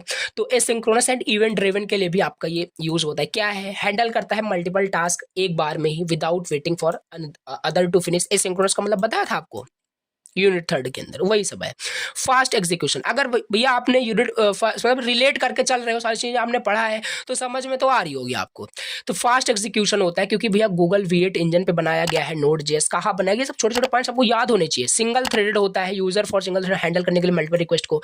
नॉन ब्लॉकिंग IO होता है, cross platform work on the different operating system, ये सब है। ओपन सोर्स, अब भैया इसी में आप लोग कमेंट करते हो कि मैं आपको लाइन टू लाइन सारी चीजें बताऊं, ठीक है। बट हाँ कि सिंपल सी बात है, आपको पता है कि सारी चीजें कवर करना एक में। अब ये सारी चीजें मैं वन बाय वन इसमें आपको क्या बताऊं। नोट्स रहेगा, आप रीड करोगे समझ में आ जाएगा। ओपन सोर्स है, एनपीएम इसमें हमें फीचर मिल जाता है जो कि नोड पैकेज मैनेजर होता है, इसे भी आगे हम देखेंगे। बिल्ट इन लाइब्रेरी हमें कुछ बहुत सारे नोड जेएस के अंदर मिल जाता है, उससे यूज, तो ये फीचर्स ही है आपके नोड जेएस के। दूसरा टॉपिक आपके सिलेबस में दिया है कि भैया कैसे हम नोड जेएस को इन्वायरमेंट सेटअप कैसे करेंगे। हमें क्या करना है, इंस्टॉल करना है नोड को अपने कंप्यूटर पे। हमें अपने नोड को क्या करना है, अपने कंप्यूटर पे इंस्टॉल करना है। जैसे हमारे कंप्यूटर में अभी इंस्टॉल था, अभी हमने जस्ट चेक किया, यही कमांड हमने डाला था, आपने देखा होगा। तो नोड -v मतलब वर्जन चेक कर रहे थे हम, ठीक है। तो पहले भैया आप डाउनलोड करना पड़ेगा। इन्वायरमेंट सेटअप दिया है, अब इसे अब 2-3 मतलब स्टेप में, बहुत अच्छे स्टेप में आप लिख सकते हो। एग्जाम में अगर पूछा जाता है कैसे सेटअप करोगे, तो डाउनलोड करोगे, इंस्टॉल करोगे नोड जेएस को। कुछ ऑफिशियल वेबसाइट दिया है, अभी बता भी देते हैं कहाँ से करना है। तो वो सेटअप कर लोगे, आपका सेटअप हो जाएगा। फिर इंस्टॉलेशन, जैसे कोई एप्लीकेशन डाउनलोड करते हो कंप्यूटर में, तो वो सब आप कर लोगे, ठीक है। फिर यहाँ पे इन्वायरमेंट वेरिएबल सेट करना पड़ता है, तो ये सब आना चाहिए आपको, ठीक है। और आ भी रहा होगा, ऐसा नहीं अभी इसमें मैं आपको प्रैक्टिकल भी करके चलूँ दिखाऊं इसी इसी वन शॉट में, तो पॉसिबल नहीं है। तो ये इससे हमने चेक किया था। और जब आप सब कुछ इंस्टॉल कर लोगे अपने कंप्यूटर में नोड जेएस को, तो भैया इस वर्जन को आप CMD में डालोगे तो आपको वर्जन मिल जाएगा। जैसे यहाँ पे फिर से मैं आपको दिखाता हूँ, हमने क्या किया, ये क्या ओपन हो गया, हमने क्या किया, सिंपल अपना CMD ओपन किया, और एक सेकंड यहाँ पे ओपन है ऑलरेडी, ठीक है। हमने CMD ओपन किया, यहाँ पे सिंपल नोड -v टाइप करना है। वर्जन अगर आ जाता है, इट मीन्स आप यहाँ पे आपके कंप्यूटर सिस्टम में नोड जेएस इंस्टॉल है। नोड जेएस क्या है, इंस्टॉल है। वेबसाइट होती है, ऑफिशियल वेबसाइट होती है, वहां से इंस्टॉल कर सकते हो। इंस्टॉल हो जाएगा, ये आपका इन्वायरमेंट सेटअप हो गया। कहने का मतलब खाली यही है कि कैसे आप क्या करोगे कि अपने कंप्यूटर में नोड जेएस को इंस्टॉल करोगे, वही बताना है वहां पे, बस वही लिखना है। कैसे करोगे, डाउनलोड करोगे तभी ना कर पाओगे। तो ये हो गया आपका इन्वायरमेंट सेटअप। और अब इसमें बोलोगे एक ही आप इतने छोटे प्रोसेस में कर दो, तो ये सब आप बना सकते हो एग्जाम में कि कैसे करना है। Download first, go to the first step, बना के आप लिख सकते हो, ठीक है।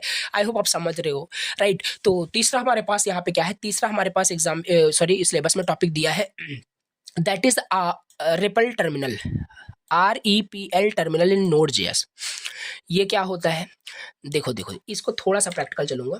जावा स्क्रिप्ट में शायद मैंने आपको बताया था कि नहीं, कि जावा स्क्रिप्ट का जो रन टाइम इन्वायरमेंट होता है, उसका जो टर्मिनल होता है, हम उसे ब्राउजर में कहाँ रन करते थे, कंसोल में रन करते थे। ये हो गया, ये हमने ओपन कर दिया, क्या ये जावा स्क्रिप्ट का ओपन कर दिया। यहाँ पे हम कुछ भी करते हैं, चाहे लाइक A = 10 कर दिया, राइट, और B = हमने 5 कर दिया, और A + B जब हम करेंगे तो हमें क्या मिलेगा, 15 मिलेगा। तो ये क्या है, ये क्या कर रहे हैं, ये भैया जावा स्क्रिप्ट का आपका REPL टर्मिनल था, ठीक है।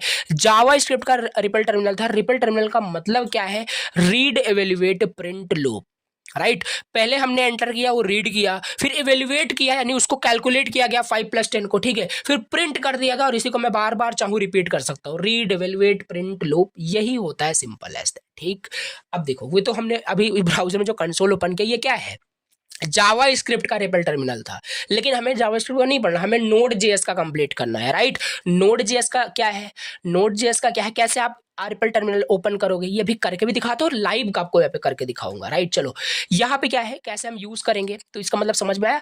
पहले आप मतलब REPL टर्मिनल को क्या करोगे, ओपन करोगे, ओपन योर टर्मिनल कमांड, और इसमें क्या करना है, टाइप करना है, नोड टाइप करना है। आप भैया टर्मिनल ओपन करो, CMD ओपन करो, अगर आपने नोड इंस्टॉल किया है तो नोड जस्ट टाइप करना। आप कहाँ प्रवेश कर जाओगे, आप प्रवेश कर जाएंगे REPL टर्मिनल के अंदर, और वहां पे आप चले जाओगे ऐसी दुनिया में, नोड की दुनिया में चले जाओगे। ऐसा कुछ नहीं है, आप नोड की दुनिया में जाने का मतलब वहां पे सारे आपके नोड के सारे कमांड आपके रन होंगे। प्रैक्टिकल दिखाता हूं, यहाँ पे हमने क्या किया, हमने CMD ओपन, ये क्या हो रहा है, हाँ CMD हमने किया ओपन और यहाँ पे मैंने किया क्लियर, राइट। उसमें लिखा है थ्योरी में भैया कि नोड टाइप करना, कंप्यूटर में अगर नोड होगा तो आप नोड की दुनिया में चले जाओगे। हाँ भैया मैं यहाँ पे नोड की दुनिया में आ गया हूँ, यहाँ पे मुझे मैसेज दे रहा है welcome to node JS, node JS की दुनिया में मैं आ गया। अब यहाँ पे मैं कुछ भी कमांड दूंगा ना तो ये बताएगा नहीं, मतलब आप गलत कमांड दे रहे हो। अब आप CMD में नहीं हो जो आप यहाँ पे कुछ भी टाइप करोगे, ठीक है। यहाँ पे नोड का कुछ कमांड होता है वो सब टाइप करना पड़ेगा। अब इसे कट कैसे करते हैं यार, आई होप हाँ control L, yes control L से पूरा क्लियर हो जाता है, ठीक है। अब नोड की दुनिया में हम आ गए हैं। अब यहाँ पे आने के बाद जानते हो, अब यहाँ पे हम नोड के काफी सारे कमांड को एग्जीक्यूट कर सकते हैं। अभी जैसे एक पूछा जाता है, देख लेते हैं, एक सेकेंड जी।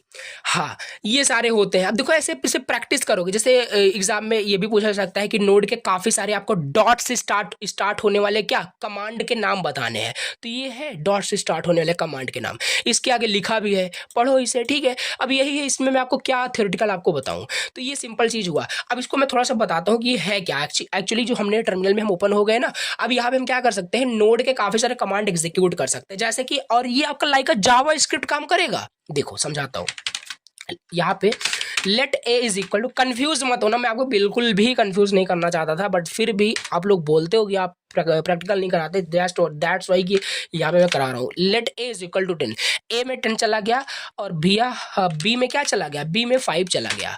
अब भैया क्या करेंगे, हम इसे प्रिंट करना चाहते हैं, ए प्लस बी करना चाहते हैं, तो क्या रिजल्ट आएगा, जी हाँ 15 आएगा। तो ये हो क्या रहा है, कहाँ प्रवेश किए हो, रेपल टर्मिनल इसे ही बोलते हैं। रीड हो रहा है, हमने लेट इक्वल 10 दिया, रीड हुआ, दोनों को ऐड किया, इवेल्युएट हुआ, हमने प्रिंट भी किया। अब यही प्रोसेस मैं 1000 बार करूंगा, 1000 बार प्रिंट होगा भैया, इसे ही हम बोल रहे हैं लूप। क्लियर हुआ कि नहीं, REPL टर्मिनल, ठीक है। करके देख सकते हो, ठीक है, तो करके देख सकते हो काम करेगा। आते हैं फिर से नोट्स में, चलिए जो कुछ किया वही लिखा है, यहाँ पे लिखा है 1 + 1 करोगे वो कैलकुलेट करेगा। मतलब जब एक बार आप रेपल टर्मिनल में घुस जाते हो ना, तो वहां पे सारे जावा स्क्रिप्ट के कोड आपके रन करेंगे, सारे जावा स्क्रिप्ट के कोड आपके रन करेंगे। एक बार फिर दिखाता हूं, जैसे मैं इसमें भी हूं, ठीक है, तो इसमें सारे जावा स्क्रिप्ट के कोड रन करेंगे। जैसे कि यहाँ पे मैं क्या करता हूँ, एक यहाँ पे मैं लेता हूँ, देखो कंफ्यूज बिल्कुल भी मत होना, ठीक है, मैं कंफ्यूज नहीं करना चाहता, बट मैं आपको दिखाना चाहता हूँ जो लिखा है एक्चुअल वही काम हो रहा है। ये हमने एक नेम स्ट्रिंग असाइन कर दिया। अब जावास्क्रिप्ट का कोड का मतलब क्या है, जावास्क्रिप्ट सारे कोड काम करेंगे, इसलिए रेपल टर्मिनल लिखा है वहां पे। एक आपका मैं ये करता हूँ, क्योंकि console.log क्या है, ये भैया जावास्क्रिप्ट का पार्ट है, ये जावास्क्रिप्ट पार्ट है। यहाँ पे हमने किया और name.to अपर केस, इससे क्या हुआ भैया, एक आपका स्ट्रिंग का एक मेथड होता है जिससे जो भी स्ट्रिंग आप दोगे वो अपर केस में हो जाता है। हमने स्मॉल केस में दिया है, और चलो इसे देखते हैं काम करता है कि नहीं। हाँ भैया यहाँ पे हमारा स्ट्रिंग क्या है, अपर केस में हो चुका है। दिस इज हाउ कि कैसे रेपल टर्मिनल काम करता है, बस इतना हो गया। आई होप आपको समझ में आ गया होगा। एग्जिट करने के लिए दिया है, कैसे एग्जिट करोगे, एग्जिट करना है, चलो अभी भी हम यहाँ पे हैं, एग्जिट करना है। एग्जिट करने के बाद दो ऑप्शन होते हैं, कंट्रोल-C हम प्रेस कर दें या डॉट एग्जिट हम टाइप कर दें। डॉट एग्जिट हम टाइप कर देंगे भैया, हम आगे अपने CMD में आगे। अब यहाँ पे A + B करोगे तो यहाँ पे कुछ नहीं होगा, ठीक है। तो अब क्योंकि आप नोड में नहीं हो, आप बाहर आ गए हो, समझ में आ रहा होगा आई होप, राइट। चलो ठीक है, ओके, तो ये हो गया। चलिए हमने ये रेपल टर्मिनल बहुत अच्छे समझ लिया, वही होता है रेपल टर्मिनल जो इतना कंफ्यूज थे, ठीक है। अब फीचर्स की बात करें, quick testing, immediate feedback, multi line input के लिए हिस्ट्री, तो ये सब आप लिख सकते हो, राइट। ये सब हो गया फीचर्स की बात करें। अब इसी में हमारे पास अगला सिलेबस में टॉपिक दिया है NPM के बारे में, node package manager. Node package manager ये क्या होता है, ये क्या होता है नोड पैकेज मैनेजर, ये क्या होता है, देखो देखो देखो, सिंपल ये NPM जो होता है सिंपल एक डिफॉल्ट पैकेज मैनेजर होता है नोड जेएस के लिए। नोड जेएस हम क्यों यूज करते हैं, सर्वर बिल्ड करने के लिए। अब सर्वर जब बनाओगे, ऐसा नहीं है वहां पे आप कि अपना लाइन ऑफ कोड सब मतलब सब कुछ आप ही लिखोगे बैकएंड में, नहीं ऐसा नहीं होता। जब आप सर्वर बनाते हो ना, तो वहाँ पे काफ़ी सारे आपको बिल्ट इन पैकेज मिलते हैं, बिल्ट इन लाइब्रेरीज मिलती है, फ्रेमवर्क मिल जाते हैं, उनको यूज़ कर। जैसे इसमें अभी आपका एक एक्सप्रेस फ्रेमवर्क आई होप दिया है सिलेबस में, राइट। तो हम एक्सप्रेस फ्रेमवर्क को वहाँ पे शुरू से थोड़ी ना बनाएंगे, ऑलरेडी बना के रखा गया है। हम जब हम उसे क्या करेंगे, NPM नोड पैकेज मैनेजर, इसे भी करूँगा प्रैक्टिकल, ठीक है, समझाना चाहता हूँ आपको, ठीक है। ये सब प्रैक्टिकल टॉपिक है, जो कुछ भी दिया है सिलेबस में। आओ गूगल पे टाइप करो आओ गूगल पे टाइप करो, आप npm टाइप करो, ठीक है, npm टाइप करो, सर्च कर दो। आई होप नेट चल रहा है, ठीक है। हाँ, यहाँ पे npm पे ओपन करना है, npm ओपन करोगे, यही है भैया नोड पैकेज मैनेजर। ये एक तरीके की पैकेज मैनेजर आप बोल सकते हो फॉर द नोड जेएस के लिए स्पेशली बनाया गया है, जिसमें भैया जो कुछ भी आप बैकएंड में आपको लाइब्रेरीज फ्रेमवर्क जो कुछ भी यूज होता है वो आप इस वेबसाइट से आप डाउनलोड कर सकते हो। कंफ्यूज नहीं करना चाहता, जस्ट बताना चाहता हूँ। यहाँ पे पैकेज का नाम सर्च करो, क्या आपको चाहिए, क्या पैकेज आपको सर्वर में यूज करना है। अब ये सब बैकएंड का टॉपिक है, वन शॉट के अंदर हम सिर्फ कंसेप्ट समझ रहे हैं। तो ये है आपका npm, समझ में आया कि नहीं? चलो यहाँ पे आओ, फिर से आते हैं। ये हो गया आपका, समझ में आया होगा, ये लाइब्रेरीज वगैरह वहाँ पे मिलती है, और वहाँ पे भी हम सर्च करके भी दिखाएंगे तो की कमांड्स क्या क्या होता है। तो चेक करने के लिए वर्जन को ये है npm -v, देख लेते हैं ये इंस्टॉल है कि नहीं, राइट। इसे भी मैं चेक करना चाहता हूँ, npm -v, राइट। बिल्कुल भैया, इसमें भी नोड पैकेज मैनेजर हमारा इंस्टॉल है, वर्जन आ गया, ठीक है। तो इस तरीके से आप चेक कर सकते हैं। npm भी आपको इंस्टॉल करना पड़ेगा। ये सब जब आप सर्वर साइड प्रोग्रामिंग करोगे ना, और ये सब मैं आपको बता दूं क्यों इंस्टॉल है, क्योंकि जो एक चैनल का जो वेबसाइट था, राइट, अभी बात करें, दिखाई देते हैं आपको, ठीक है।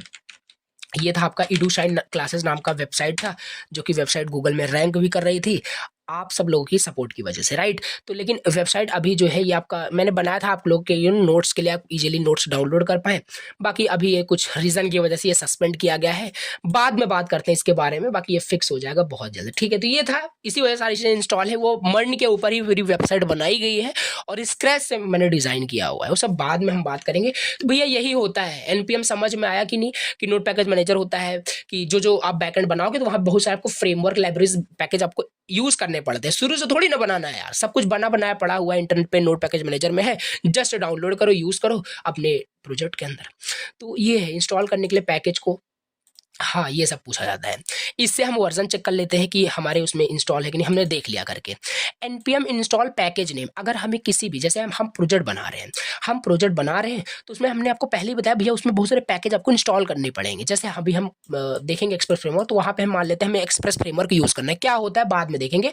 तो यही होता है, हमें एक्सप्रेस फ्रेमवर्क का यूज़ हमें करना है, तो npm इंस्टॉल एक्सप्रेस करेंगे तो हमारे पास क्या होगा, इंस्टॉल हो जाएगा। ये इंस्टॉल करने का कमांड दिया है। कंफ्यूज हो रहे हो, एक सेकंड, यहाँ पे आए, मैंने पहले ही बताया था कि यहाँ से हम पैकेज डाउनलोड करते हैं। एक्सप्रेस हमने सर्च किया, और सर्च करने के बाद सिंपल ये आ गया आपका एक्सप्रेस जो पैकेज है, यही है। लिंकिंग समझो कैसे है, वहाँ पे क्या था npm, चाहे यहाँ पे देखो, यहाँ पे आई होप मेंशन किया हो इन्होंने, हाँ ये देखो npm इंस्टॉल एक्सप्रेस। भैया अगर आपको एक्सप्रेस फ्रेमवर्क इंस्टॉल करना है तो इस कमांड को डालोगे, और यही सेम चीज़ यहाँ पे देखो, कहाँ गया नोट्स, लिखा हुआ है, ठीक है, यही सेम चीज़ लिखा हुआ है, देखो यही है। अब ये सब बिल्कुल प्रैक्टिकल करने लायक टॉपिक है, प्रैक्टिकल नहीं करना हमें, ठीक है। तो न्यू प्रोजेक्ट, यहाँ पे हम क्या करते हैं, कोई इंस्टॉल करना है पैकेज को तो हम इंस्टॉल कर सकते हैं, npm i भी कर सकते हैं। i is an alias of install, मतलब शॉर्ट फॉर्म। तो ये हो गया। अगर हमें प्रोजेक्ट को इनिशियलाइज करना है, भैया अब जब आप प्रोजेक्ट बनाओगे तो समझ में आएगा। यहाँ पे मान लेते हैं आप कोई प्रोजेक्ट बनाने जा रहे हो, तो प्रोजेक्ट बनाने के लिए देखो कुछ स्टेप्स होते हैं, राइट, कुछ स्टेप्स होते हैं। पहले उसको इनिशियलाइज करना होता है, पहले जैसे npm init करोगे ना, तो आपसे पूछता है आपके पैकेज का नाम क्या है, आपके प्रोजेक्ट का नाम क्या है, ऑथर का नाम क्या है, डिफरेंट आपसे इंफॉर्मेशन पूछेगा।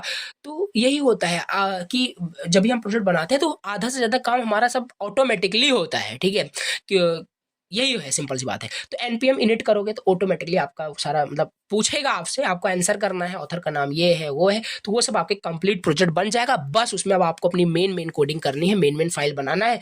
आई होप आप समझ रहे हो, ठीक है। Example, if you want to install express package, तो आप इस तरीके से करोगे, npm इंस्टॉल एक्सप्रेस। समझ में आया है, ठीक है। अब भैया यहाँ पे हाँ समझते हैं, npm init, जैसे ही आप इस कमांड को रन करते हो प्रोजेक्ट के अंदर npm init को, तो डिफरेंट जो हमने बोला ना कि आपसे क्वेश्चन पूछता है कि क्या ना, मतलब प्रोजेक्ट का नाम क्या है, पैकेज का नाम क्या है, तो ये सब पूछेगा। देखो जैसे ही आप उसको रन करते हो npm init को, तो क्या घटित होता है, कुछ नहीं होता है, सिंपल एक आपका package.json नाम की फाइल बनती है। मुझे लगता है बिल्कुल कंफ्यूज हो सकते हो, समझ में आपका आ रहा हो कि ये पैकेज डॉट जेसन क्या है, पैकेज लॉग डॉट जेसन क्या होता है। तो ये सब आपके जब भी आप इनिट ये करोगे, इनिशियलाइज करोगे, तो आपके ये मोस्ट इंपॉर्टेंट फाइल्स होते हैं जो आपके ये इंपोर्ट हो जाते हैं ऑटोमेटिकली, जिसमें नेम होता है प्रोजेक्ट का, वही बताया सब आप बताओगे कि प्रोजेक्ट का कौन सा वर्जन है, डिस्क्रिप्शन, एंट्री पॉइंट, सब कुछ वहाँ पे दोगे, ठीक है। बहुत सारे जो पैकेजेस डिपेंडेंसीज है वो भी यहाँ पे आपका बताना पड़ता है। तो अभी सब ये ऐसे ही देखेंगे, ठीक है, क्योंकि ये प्रैक्टिस करना पॉसिबल नहीं होगा। सो डिफॉल्ट फाइल्स कुछ आपके वहाँ पे डिफॉल्ट फाइल्स फोल्डर बन के आ जाते हैं, बस उसी में आपको काम करना होता है। जैसे कि यहाँ पे डिफॉल्ट फाइल्स एंड फोल्डर की बात करें, पहला इसमें नोड मॉड्यूलस बन के आता है। इसमें क्या होता है, इसमें सारे आपके जो भी पैकेजेस हैं, सारे जो कुछ भी आपके लाइब्रेरीज वगैरह है, सब इसी फोल्डर के अंदर दिखता है। पैकेज लॉग डॉट जेसन की मैं बात कर रहा हूँ। इसमें क्या होता है, जितने भी आपने इंस्टॉल पैकेज आपने किया है उसके सारे वर्जन सब कुछ यहाँ पे आपका स्टोर होता है। ये 2-2 मार्क्स में क्वेश्चन पूछा जा सकता है कि इसका मतलब क्या है और कहाँ गया, इसका मतलब क्या है, सब आप बता सकते हो, आपके पास नोट्स है, राइट। प्रैक्टिकल किए हो तो बेटर तरीके से आप मुझसे भी ज़्यादा अच्छे से लिख पाओगे, समझ पाओगे। तो ये हो गया आपका other files you might add. ये सिंपल चीज, अदर फाइल्स का मतलब यहाँ पे है, अब भैया यहाँ पे आप ऐड करोगे। अब मेन कोडिंग, अब ऐसा थोड़ी ना है कि npm init करने से कहा गया, खाली यही लिखने से आपका पूरा प्रोजेक्ट बन जाएगा। प्रोजेक्ट किस टॉपिक पे, अब मेन फाइल आप करोगे, ये सब डिफॉल्ट में आता है, इंपोर्ट हो जाता है। फिर आप इंडेक्स डॉट जैसा सर्वर बनाओगे, करोगे, तो इस तरीके से आपका क्या हो जाएगा, आपका एक प्रोजेक्ट कंप्लीट बनता है। npm क्या हुआ हमने देखा, नोड जेस क्या हुआ देखा, फीचर्स देखा, कंसेप्ट थोड़ा बहुत विजुलाइज मैंने आपको कराया ही, ठीक है। तो यही होता है सिंपल। अब भैया कॉल बैक क्या होता है, अगला अगला टॉपिक आपके सिलेबस में दिया है, what is call back, what is call back in JavaScript. Call back concept दिया है, उसको हम चलो यहाँ पे डिटेल समझते हैं, एक सेकेंड। तो भैया अगला टॉपिक हमारा क्या है, कॉल बैक के बारे में। एक सेकंड, 32 पेज पे हम है, राइट। 1 पे आए और दिखाता हूँ आपको सिलेबस। पहले सिलेबस वाइज ही चल रहे हैं, इसको तो खत्म कर लिया था, नोट जैसे हम पढ़ रहे हैं, ये सब हमने कवर किया, npm वगैरह देखा। कॉल बैक कंसेप्ट ये देखते हैं, फिर छोटे छोटे टॉपिक्स यहाँ पे हैं, छोटे टॉपिक्स नहीं है, इंडिविजुअल काफी बड़े बड़े टॉपिक्स है, बट अब सिलेबस के अकॉर्डिंग हमें कवर कर रहा है, right. Call back concept, call back देखते हैं क्या होता है। 34, राइट। ये कहाँ आ गए, राइट, बहुत आगे चले गए, यहाँ पे हम यहाँ पे थे। कॉल बैक क्या होता है, जावा स्क्रिप्ट का ये पार्ट थोड़ा सा आता है कॉल बैक। तो जावा स्क्रिप्ट में कॉल बैक का मतलब क्या होता है, देखो फंक्शन आपको पता था, फंक्शन इज कि मेथड होता है, सिंपल आपको आता है।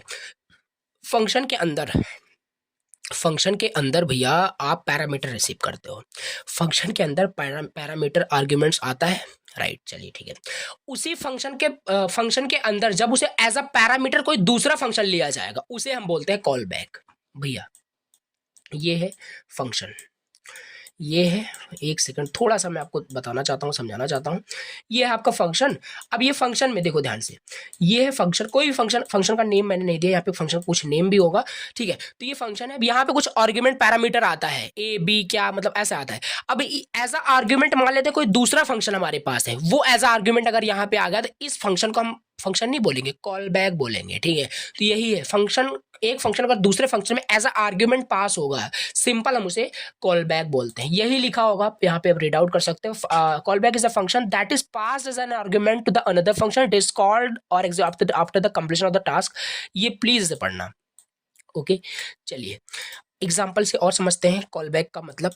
कंसेप्ट आपको बता दिए, इसे रीड कर सकते हैं एटलीस्ट आप, ठीक है। तो कॉल बैक क्यों हम यूज करते हैं, why use call back. Call back हम यूज करते हैं हैंडल करने के लिए task that take time, such as fetching data from the internet, reading files from a disk, waiting for user actions and clicks।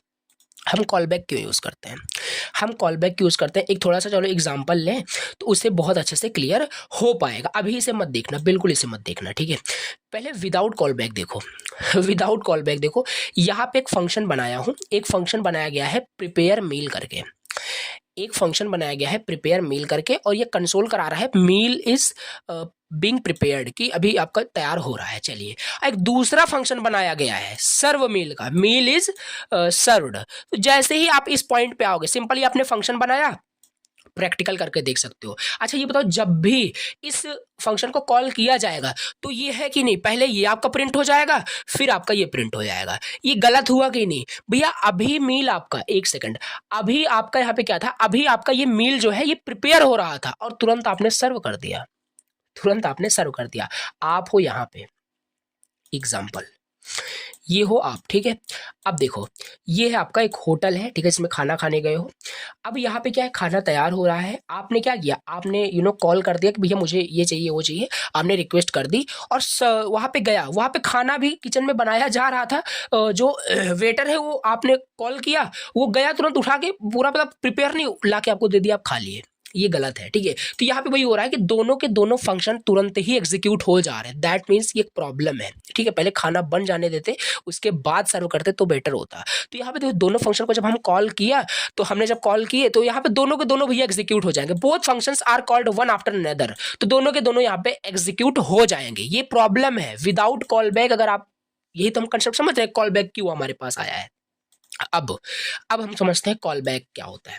Call back की help से इसी को हम कैसे ऑर्गेनाइज करेंगे, भैया खाना बन जाएगा तभी तुम्हें सर्व होगा, अदरवाइज सर्व होगा ही नहीं। इसी को हमें हैंडल करना था। पहला हमें बनाया गया, यहाँ पे फंक्शन बनाया गया। फंक्शन क्या बनाया गया, प्रिपेयर मील करके, और यहाँ देखो एक कॉल बैक दिया गया। कॉल बैक का मतलब कोई अदर फंक्शन दिया होगा, कोई अदर फंक्शन दिया होगा, और ये मील क्या कर रहा है, मील इज बीइंग प्रिपेयर्ड करके ऐसे दे रहा है। और यहाँ पे हमने एक सेट टाइम आउट दिया। सेट टाइम आउट और सेट इंटरवल क्या होता है आपको पता होना चाहिए कि भैया ये सेट टाइम आउट क्या करता है, ये 2 सेकंड रुकेगा, 2 सेकंड रुकेगा। वो मान के चल रहा है, एग्जांपल ले रहे हैं, 2 सेकंड में भैया खाना बन जाएगा, ऐसा कुछ मान के चला जा रहा है। तो जैसे ही आप क्या करोगे, जैसे यहाँ पे देखो ये हुआ, यहाँ पे कॉल बैक फंक्शन को कॉल किया गया, when the meal is ready, ये किया गया। कंट्रोल बताता हूँ, फ्लो ऑफ कंट्रोल कैसे काम कर रहा है। यहाँ पे हमारा एक फंक्शन है, और फिर इसके बाद एक सेट टाइम आउट फंक्शन बनाया गया, जो ये 2 सेकंड रोकेगा, 2 सेकंड रोकेगा। फिर इसके बाद एक फंक्शन हमारे पास है सर्व मिल करके। अब जैसे अगर आप इस तरीके से करोगे, अब यहाँ पे अगर आप प्रिपेयर मील को कॉल करोगे, प्रिपेयर मील को आप कॉल करोगे तो प्रिपेयर मील आपका कॉल हो जाएगा। इसके अंदर आपने सर्व मील को भी कॉल कर दिया, आपने इसको भी कॉल कर दिया, तो क्या ऐसा होगा पहले आपका meal is being prepared print हो जाए, तुरंत ही आपका सर्व भी हो जाए? ऐसा भी नहीं होगा। आपका तुरंत यहाँ पे meal is being prepared screen पे दिखेगा, कंसोल होगा, आप काउंट कर लेना, 2 सेकंड पूरा रुकेगा, 2 सेकंड बाद फिर आपका वहां पे मील आपका दिखाएगा रेडी हो गया है, तब आपको वहां पे सर्व किया जाएगा। मील आपका फिर रेडी हो जाएगा, प्रिंट दिखाएगा। पहले देखो, पहले जैसे आप इस फंक्शन को कॉल किए, तुरंत क्या होगा, मील इज बीइंग प्रिपेयर्ड आपके स्क्रीन पे ऐसे दिखेगा, फर्स्ट लाइन में मील इज बीइंग प्रिपेयर्ड, यही होना चाहिए, प्रिपेयर हो रहा है। फिर 2 सेकंड रुकेगा, 2 सेकंड रुकेगा, रुकने के बाद फिर दूसरे स्टेप में आपको क्या दिखेगा, दूसरे स्टेप में दिखेगा ये वाला, meal is ready, meal is ready, आपका रेडी हो चुका है। फिर भैया तुरंत ही रेडी है तो आप सर्व तो कर ही सकते हो, फिर यहाँ पे सर्व प्रिंट होगा, मील इज सर्व्ड, राइट।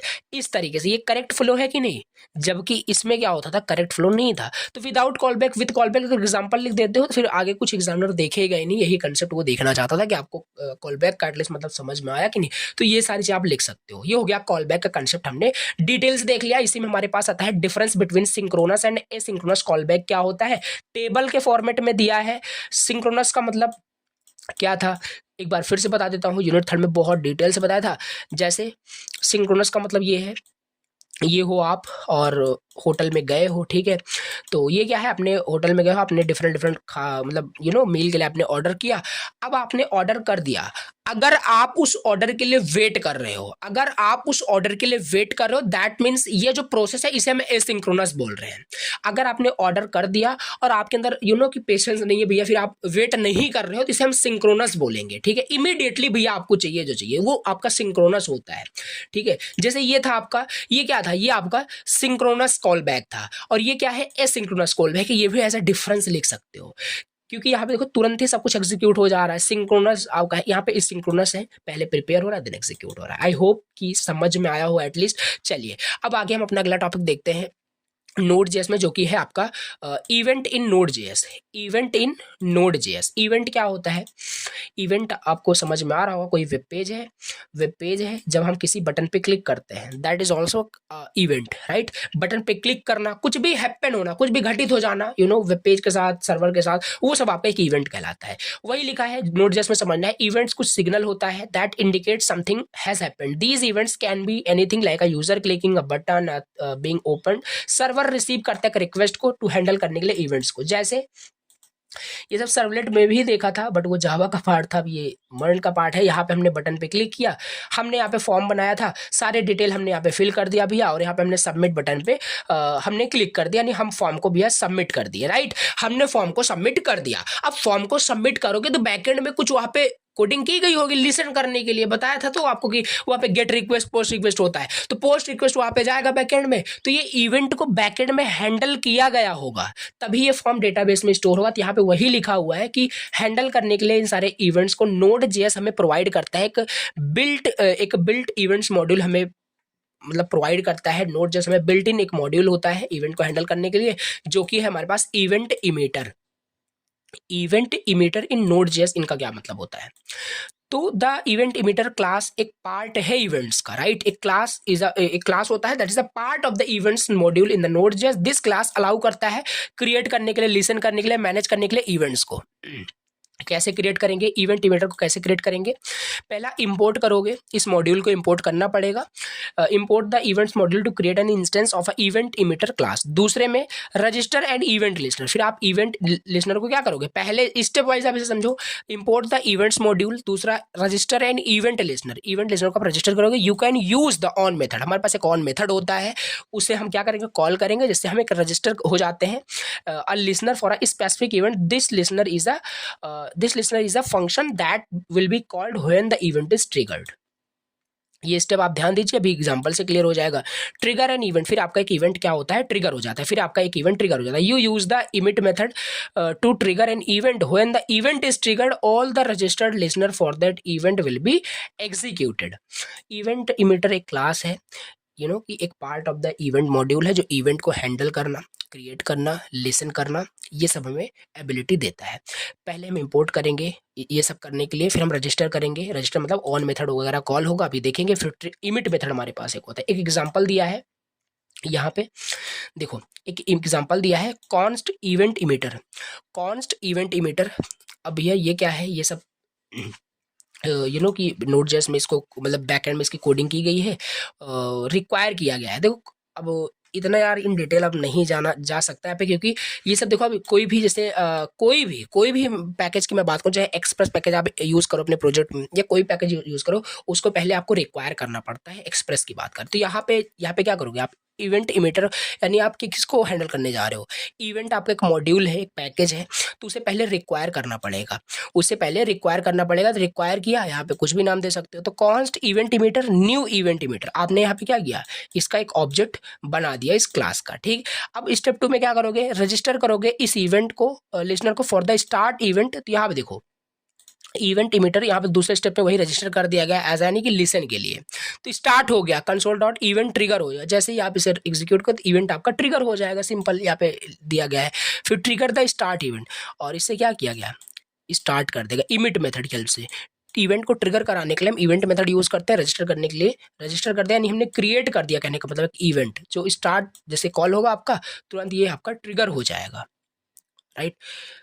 ठीक है, तो ये इंपॉर्टेंट तो नहीं बोल सकते, बाकी ठीक है, आप इसे तैयार कर सकते हो। इवेंट समझ में आया हो आपको, ठीक। तो इवेंट इमीटर इज अ वे, तो एक तरीका है हैंडल करने के लिए एसिंक्रोनस इवेंट्स को Node.js के अंदर। You can create custom events and register listener for them. The on method क्या कर रहा है? रजिस्टर कर रहा है एक लिसनर को, एंड एमिट मेथड ट्रिगर कर रहा है। ये ऊपर दिया गया था। तो ये इवेंट्स होता है Node.js में कैसे काम करता है। इसके बाद हमारा अगला टॉपिक है पैकेज के बारे में। Node.js में पैकेज का मतलब क्या होता है? देखो पैकेज का मतलब क्या होता है Node.js में? कोई भी चीज़ है, जैसे अगर हम आपके कंप्यूटर में बात करें, कंप्यूटर में भी आपके बहुत सारे पैकेज है। Package is nothing but a folder, like a folder. Simple, आपके इस कंप्यूटर में बहुत सारे फोटोज, वीडियोस, बहुत सारे मतलब डॉक्यूमेंट्स पड़े हुए हैं। अगर उसे आप ऐसे ही मतलब कोई फोल्डर, कोई पैकेज आपने नहीं बनाया, तो ऐसे ही पड़ा होगा, यानी वो ऑर्गेनाइज नहीं है। सही बात है कि नहीं? जब उसे आप कुछ यहाँ पे मान लेते हैं, आपने वीडियोज नाम का एक पैकेज बना दिया। Package is nothing but like a folder. इस वीडियोस आपने फोल्डर बना दिया। अब इस वीडियोस के अंदर आप सारे डॉक्यूमेंट, सारे मतलब सारे जो वीडियोस होंगे उसको कॉपी करके यहाँ पे पेस्ट कर दोगे, राइट। तो सारा आपका ऑर्गेनाइज हो जाएगा। आप वीडियोस के अंदर जाओगे तो वीडियोस ही मिलेगा। तो इससे हुआ क्या? पैकेज की हेल्प से आपका ऑर्गेनाइज हो गया। तो Node.js में क्या होता है? बहुत सारे मॉड्यूल होते हैं। भैया बहुत सारे मॉड्यूल होते हैं, एक प्रोजेक्ट जो बनता है उसमें बहुत सारे फ्रेमवर्क, बहुत सारे लाइब्रेरीज यूज होती हैं। तो उसको ऑर्गेनाइज करने के लिए हमारा पैकेज का कंसेप्ट आता है, जो कि ऑर्गेनाइज करता है हमारे प्रोजेक्ट को, प्रोजेक्ट के फाइल को बहुत ईजी टू मैनेजेबल बना देता है। जैसे कि हम फ्यूचर में, क्योंकि प्रोजेक्ट हम अपडेट भी करते रहते हैं, तो उसी पैकेज को हम इजीली, पैकेज में कुल मिला के वो एक फोल्डर में चला जाता है सारा प्रोजेक्ट आपका, जिससे कि आप उसे मैनेज कर पाओ अच्छे से। बस, तो क्या क्या हमारे पास पैकेजिंग की अगर हम बात करें तो इसमें हमारा पहला ही आता है package dot JSON. Package dot JSON आपका एक फाइल है, एक हार्ट ऑफ द नोड जेस बोलते हैं। जैसे कोई प्रोजेक्ट है, अगर आप इस फाइल को उड़ा दो, क्योंकि इसी के अंदर भैया सारे डिपेंडेंसी, सारे जो भी प्रोजेक्ट के बारे में जो भी इंफॉर्मेशन है वो पैकेज डॉट जेसन के अंदर ही होता है। इसे उड़ा दोगे तो ये हार्ट ऑफ द नोड जेस आपने उड़ा दिया, तो आपका फिर जो भी प्रोजेक्ट है वो वर्क करना बंद कर देगा। तो इट कंटेन्स इंपॉर्टेंट इन्फॉर्मेशन, देखो इंपॉर्टेंट इन्फॉर्मेशन रहता है, ये पहले भी आपको भी जस्ट प्रीवियस में ही आया था, तो बताया था आपको, सारे डिटेल यहाँ पे रहेगा, डिपेंडेंसी सारी चीजें यहाँ पे पैकेज डॉट जेसन के अंदर होती है। और ये इंपॉर्टेंट टॉपिक है, ध्यान देना, काफी बार पूछा गया है package dot JSON and package log dot JSON में दोनों में डिफरेंस क्या होता है, और प्रीवियस हमने यहाँ पे कवर किया है, राइट। चलिए कैसे क्रिएट करते हैं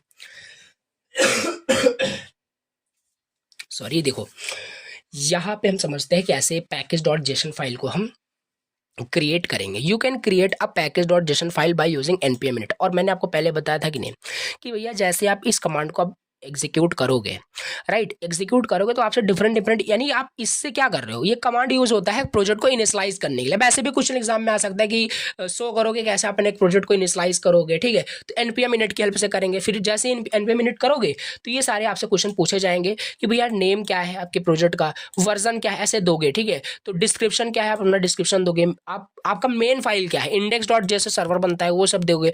तो यहाँ से आप देखो ऑथर का नाम, आप अपना नाम दोगे, ठीक है। तो सारे यहाँ पे जो भी डिपेंडेंसी है सब कुछ यहाँ पे आप मेंशन करोगे।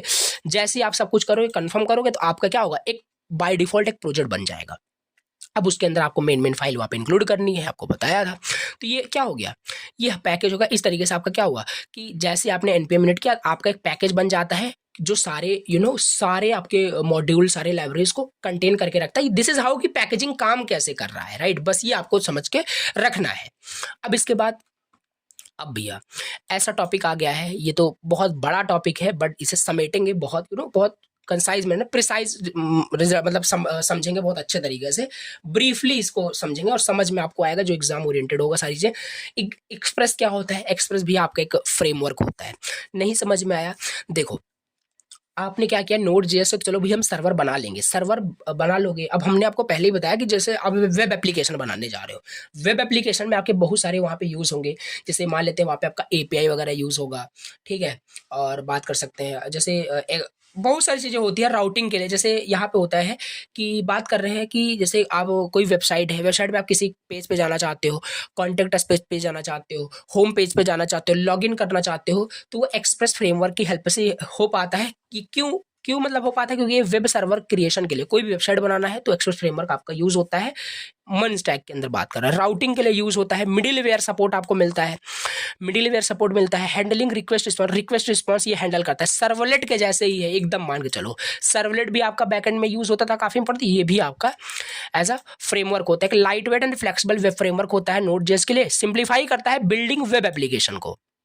हर चीज आपको शुरू से नहीं लिखना पड़ता, ठीक है। एक फ्रेमवर्क यही तो है, फ्रेमवर्क का हेल्प, कि भैया सब कुछ बनने बनाया है, आप जस्ट इंपोर्ट करें, यूज करें, और फिर आपका काफी इजी हो जाता है, सिंप्लीफाई कर देता है आपके डेवलपमेंट प्रोसेस को फ्रेमवर्क। तो एक्सप्रेस फ्रेमवर्क भी उसमें से एक है हमारे पास, तो सिंप्लीफाई करता है। ये सब आप रीड कर लेना, ठीक है। राउटिंग आपको समझ में आया होगा। मिडिल वेयर क्या होता है ये बता दें। मिडिल वेयर का मतलब ये है, जैसे भैया आपका कोई वेब पेज है, उसमें लॉगिन का प्रोसेस है, लॉगिन का है, और उसमें डैशबोर्ड का है। तो डैशबोर्ड में जाने से पहले पहले इस मिडिल वेयर को होकर के जाना पड़ेगा, पहले लॉगिन करना, देन डैशबोर्ड एक्सेस करना। ये सब टॉपिक है, काफी इनर टॉपिक है। तो मिडिल वेयर सपोर्ट ये आपको देता है। टेम्पलेट इंजन, ये याद है कि नहीं, सर्वलेट में आपको बताया था, सर्वलेट में अगर जैसे सर्वलेट में आप बैकएंड सर्वर बना रहे हो तो वहाँ पे आपको क्या टेम्पलेट इंजन क्या पढ़ना था, वहाँ पे आप जेएसपी पढ़ रहे थे, डायनेमिक वेब पेज जनरेट करने के लिए वहाँ जेएसपी पढ़ रहे थे। अब भैया यहाँ पे हम मर्न के कंटेक्स्ट में पढ़ रहे हैं थोड़ा बहुत, तो यहाँ पे हमारे पास एक ईजेएस होता है, बताया था आपको यूनिट 5 में, राइट। एम्बेडेड जावास्क्रिप्ट टेम्पलेट आपका ये होता है, इसे हम यूज करते हैं। अब कैसे हम सेटअप करेंगे, मतलब एक्सप्रेस को कैसे हम इंस्टॉल करेंगे, कैसे यूज करेंगे, ये थोड़ा बहुत देख लेते हैं। तो npm एक फ्रेमवर्क है, कैसे इंस्टॉल करोगे, बताया था आपको, नोड पैकेज मैनेजर की हेल्प से आप ऐसे इसको इंस्टॉल करोगे और इंस्टॉल हो जाएगा आपका। तो फिर आपको ये एक इसे बॉयलर प्लेट कोड बोलो कि सब आपके एक्सप्रेस में आपका लिखा जाता है। पहले तो भैया एक्सप्रेस को आप रिक्वायर करने जा रहे हो, एक्सप्रेस को यूज करने जा रहे हो, आप बताओगे अपने फाइल को, ठीक है। फिर आप एक ऐसा होता है const app is equal to express, यानी एक्सप्रेस को इस कोड की हेल्प से आपने स्टार्ट कर दिया, राइट। अब क्या करोगे, अब ये एकदम डिफॉल्ट कोड है आपका, राइट। अब यहाँ पे क्या होगा, ऐप डॉट गेट एक रूट होता है, जैसे किसी वेबसाइट पे जाओगे तो एक रूट पेज होता है, जैसे रूट पेज पे जाओगे तो आपका ऐसे दिखेगा रिस्पॉन्स में कि वेलकम टू एक्सप्रेस करके, ठीक है। अब किस जैसे आप अपने लोकल होस्ट पे अभी प्रोजेक्ट वगैरह बनाओगे तो वहाँ पे क्या पोर्ट है, ठीक है, यहाँ पे पोर्ट भी डिफाइन करते हो। सपोज करते पोर्ट अभी आपका 3000 है, तो जो भी रिक्वेस्ट है, जो कुछ भी आपका ये राउट वगैरह है, किस पोर्ट पे चलेगा, लोकल होस्ट 3000 पे। आई होप समझ में आ रहा हो कि मैं क्या बोल रहा हूँ, ठीक है। तो ये बेसिक आपका कोड है किसका, एक्सप्रेस का।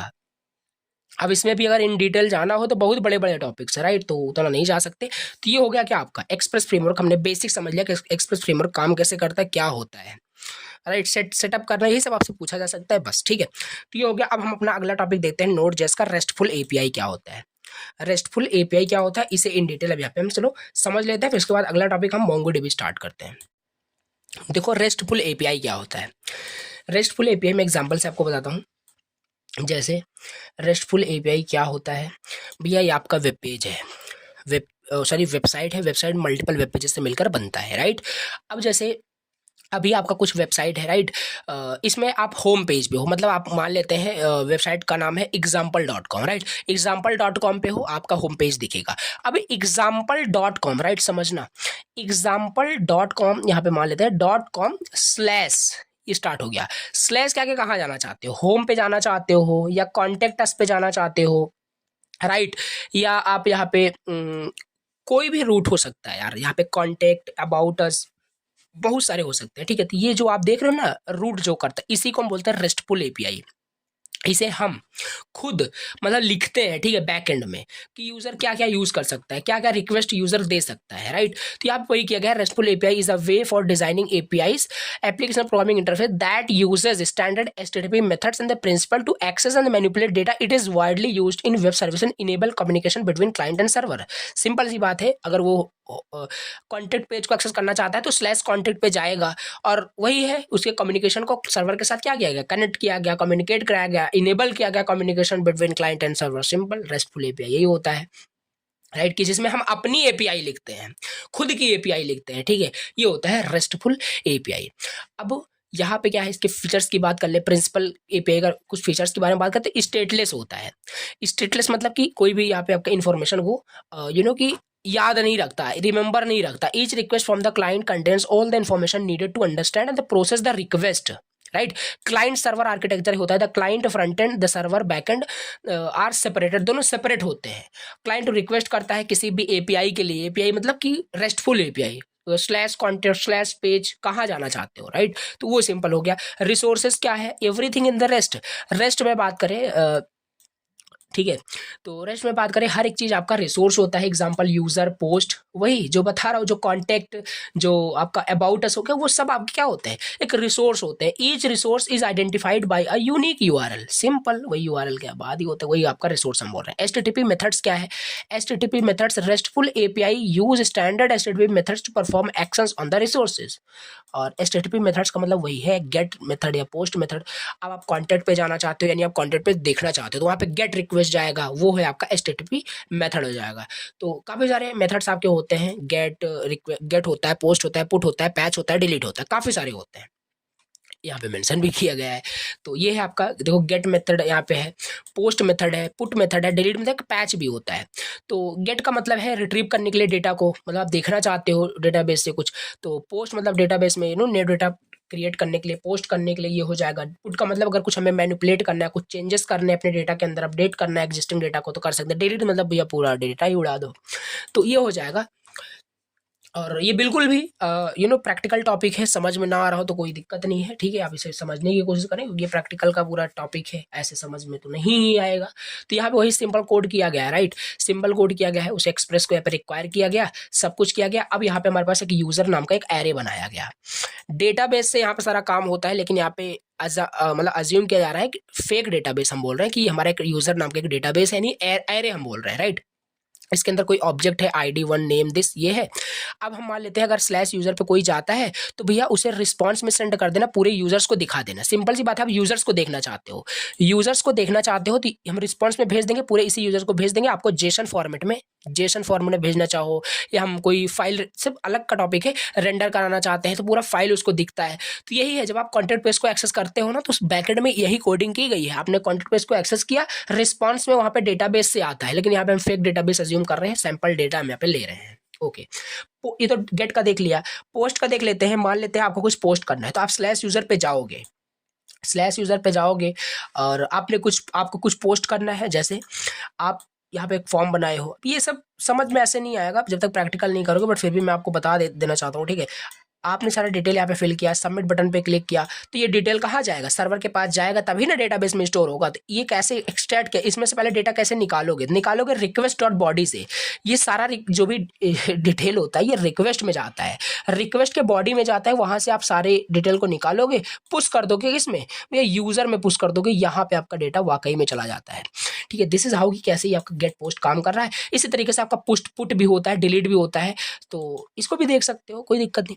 तो मैनिपुलेट करना है, आप पुट रिक्वेस्ट कैसे करोगे, तो कुछ मॉडिफाई करने के लिए ये सब देखना, ये बिल्कुल भी ऐसे क्लियर नहीं होगा, राइट। तो ये सब आप ट्राई कर लेना एक बार, अगर समझ में आए तो ठीक है, अदरवाइज आप इसकी बिल्कुल कर सकते हो, क्योंकि अगर आपने प्रैक्टिकल नहीं किया है तो मुझे नहीं लगता आप इसे समझ सकते हो। बाकी यहाँ पे देखो, पुट का मैं आपको फिर से भी बता देता हूँ। यहाँ पे कुछ आपको अगर मैनिपुलेट करना है, मान लेते हैं कुछ इसमें से आपको चेंजेस करना है, तो इनको हर एक आईडी मिली हुई है, तो आईडी से पहले इसे एक्सेस करोगे कि इसको भैया अपडेट करना है। तो यहाँ पे देखो हम क्या कर रहे हैं, हम यूजर से यहाँ पे आपकी आईडी भी ले रहे हैं, स्लैश यूजर देन आईडी देना, उस आईडी से हम यूजर को आइडेंटिफाई करेंगे और उसमें हम जो भी अपडेट करना है वो सिंपल यहाँ पे हम अपडेट कर देंगे। डिलीट का भी इसी तरीके से है कि डिलीट करना है, देखो सिंपल हम डिलीट भी कर देंगे, सिंपल, राइट। इस तरीके से आपका सारे मेथड्स काम करते हैं। बस आपको एज अ प्रोग्रामिंग एग्जांपल याद रखना है, बाकी थ्योरेटिकल आपको समझ में आ गया होगा। चलिए, ये हो गया आपका पूरा Node.js फिनिश, पूरा Node.js नहीं, सिलेबस का Node.js फिनिश हो गया, पूरा एक लेक्चर में कभी नहीं खत्म हो सकता। यहाँ पे हम बात करते हैं, आप थोड़ा सा देख लेते हैं सिलेबस में क्या है कैसे, और लेक्चर काफी लेंदी हो रहा है, थोड़ा सा फास्ट वर्ड में चलेंगे, राइट। तो ये हो गए, ठीक है। अब यहाँ पे हमने देखो इसे पूरा कंप्लीट कर लिया, इसे पूरा कंप्लीट कर, इंपॉर्टेंट जो कुछ भी है सारा कुछ कंप्लीट किया हूँ, ठीक है, कुछ भी छूटा नहीं है, ऐसा नहीं कि कुछ भी स्किप कर रहा हूँ। तो चलिए, अब भैया इसी में हम पढ़ेंगे MongoDB के बारे में। एसक्यूएल डेटाबेस आपने पढ़ा था, अब आपने डेटाबेस मैनेजमेंट सिस्टम पेपर दिया, उसमें पूरा एसक्यूएल था, राइट। तो एसक्यूएल एटलीस्ट आपका क्लियर तो होगा। एसक्यूएल मतलब डेटाबेस होता है, उसमें टेबल, रोज और ये सब तो आपको बिल्कुल आता है, बहुत बढ़िया समझ में आएगा। MongoDB, इसमें मैं कुछ नहीं करना, MongoDB क्या होता है ये समझ लेना है, और MongoDB में सारे CRUD ऑपरेशन, क्रिएट और delete, create, read, update, delete, यही पढ़ लेना है, ज्वाइन वगैरह के बारे में पढ़ लेना है, आपका MongoDB खत्म, ठीक है। बस छोटे छोटे टॉपिक्स यहाँ पे हमें बट पढ़ने हैं, एग्जाम ओरिएंटेड यहाँ पे है 44। तो अब MongoDB के बारे में हम समझते हैं कि MongoDB होता क्या है, राइट। तो देख लेते हैं MongoDB के बारे में। तो देखिए MongoDB होता क्या है, राइट। सबसे पहले समझते हैं एसक्यूएल क्या था। एसक्यूएल आपका रिलेशनल डेटाबेस मैनेजमेंट सिस्टम था। एसक्यूएल था रिलेशनल डेटाबेस मैनेजमेंट सिस्टम, मतलब एसक्यूएल में डेटा कैसे स्टोर हो रहा था, ये टेबल के फॉर्मेट में हो रहा था, वहां पे टेबल के फॉर्मेट में, रोज एंड कॉलम के फॉर्मेट में हमारे डेटा स्टोर हो रहा था, राइट।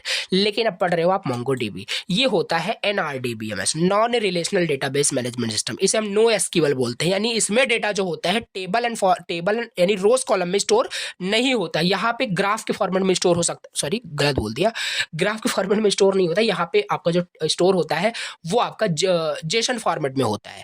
जेसन में भी नहीं होता, अगर इन डेप्थ जाए तो बीसन आपका होता है, BSON, बाइनरी जेसन। उतना इन डेप्थ नहीं जाएंगे, बस आप इतना याद रखो कि MongoDB जो होता है non relational database management system होता है भैया, जेसन लाइक आपका डेटा स्टोर होता है। जेसन क्या है, जावा स्क्रिप्ट ऑब्जेक्ट नोटेशन, पहले तो जेसन बताता हूं आपको। तो इसमें डेटा जो होता है ना कुछ इस फॉर्मेट में स्टोर होता है, ऑब्जेक्ट के फॉर्मेट में। यहाँ पे आपका की होगा, राइट, यहाँ की होगा और कॉलर यहाँ पे वैल्यू होगा, की वैल्यू के पेयर में आपका ये पूरा डेटा स्टोर होता है MongoDB के अंदर। और यहाँ पे ध्यान देना, आपस में कोई भी डेटा यहाँ पे रिलेट नहीं करता है, लाइक अ टेबल की तरह यहाँ पे कोई भी डेटा रिलेट नहीं करता। और यहाँ पे स्कीमा मतलब कुछ भी नहीं होता कि पहले वहां पे हम क्या करते थे, यहाँ पे नेम स्टोर करो, फिर यहाँ पे एज स्टोर करो, राइट, और फिर यहाँ पे इनका कॉन्टेक्ट नंबर, फिर सभी में वो डिटेल होनी चाहिए, राइट, ऐसा। लेकिन यहाँ पे नहीं है, सब हर एक इंडिविजुअल के लिए अपना अलग स्कीमा हो सकता है, पे स्कीमा होता ही नहीं है ऐसे कुछ। तो बस इतना भी याद रखो, मोंगोडीबी एक नो एसक्यूएल मतलब non relational database management system आपका होता है, एक डेटाबेस होता है जो कि जेसन फॉर्मेट में स्टोर करता है, यानी की वैल्यू के फॉर्मेट में आपका स्टोर करता है। वी यूज मोंगोडीबी, हम करंट ऑपरेशन परफॉर्म करने के लिए हम मोंगोडीबी यूज करते हैं। और मर्न यानी आपको पता है, तो अगर नोड जेएस में आपने सर्वर बनाया है तो प्रीफर किया जाता है कि आप मोंगोडीबी यूज करें, काफी स्केलेबल आपका ये होता है, ठीक है। तो सेटिंग अप मोंगोडीबी को हम कैसे सेटअप करेंगे, मोंगोडीबी को हम कैसे सेटअप करेंगे इसको भी दिखाऊंगा अभी टर्मिनल में चल के। तो पहले मोंगोडीबी को क्या करना पड़ेगा, इंस्टॉल करना पड़ेगा। First you need to install MongoDB on your system and start MongoDB services. MongoDB को आपको पहले इंस्टॉल करना पड़ेगा, उसके सर्विस को इंस्टॉल चालू करना पड़ेगा अपने कंप्यूटर में। फिर आपको एक ड्राइवर भी इंस्टॉल करना पड़ता है। अब ये सारी चीज़ आप प्रैक्टिकल जाके देख सकते हो। मोंगोडीबी आप थ्योरेटिकल यहाँ पे मैं कवर करने आया हूँ। मोंगोडीबी आपका यानी यहाँ पे क्या है, इंस्टॉल करना पड़ेगा, उसके रिलेटेड आपको ड्राइवर भी इंस्टॉल करने पड़ेंगे, राइट। फिर इसके बाद आप क्या करोगे, इस आपने कंप्यूटर सिस्टम में भी इंस्टॉल किया मोंगोडीबी और इसका ड्राइवर जो कुछ भी होता है, फिर आप इसे प्रोजेक्ट में कैसे यूज़ करोगे, यूज़ करने के लिए आपके पास ये है npm इंस्टॉल मोंगोडीबी। ये भी तो एक तरीके का आपका क्या है, पैकेज है। तो नोड पैकेज मैनेजर यही होता है, सारे पैकेज सारे लाइब्रेरीज नोड पैकेज मैनेजर ही आपको प्रोवाइड करता है, राइट। ओके, दूसरे स्टेप में चलो हमने कर लिया, हमने क्या कर लिया कि भैया हमने मोंगोडीबी इंस्टॉल कर लिया, सब कुछ कर लिया। अब दूसरा चीज़ आता है कि हम कैसे अपने प्रोजेक्ट को, हम अभी ये समझ रहे हैं कि कैसे हम अपने जो प्रोजेक्ट है उसको कैसे हम मोंगोडीबी के साथ कनेक्ट करेंगे, हमारा प्रोजेक्ट कैसे पहचानेगा कि हम अब मोंगोडीबी को यूज़ कर रहे हैं। तो उसमें हमें ये कुछ लिखना पड़ता है।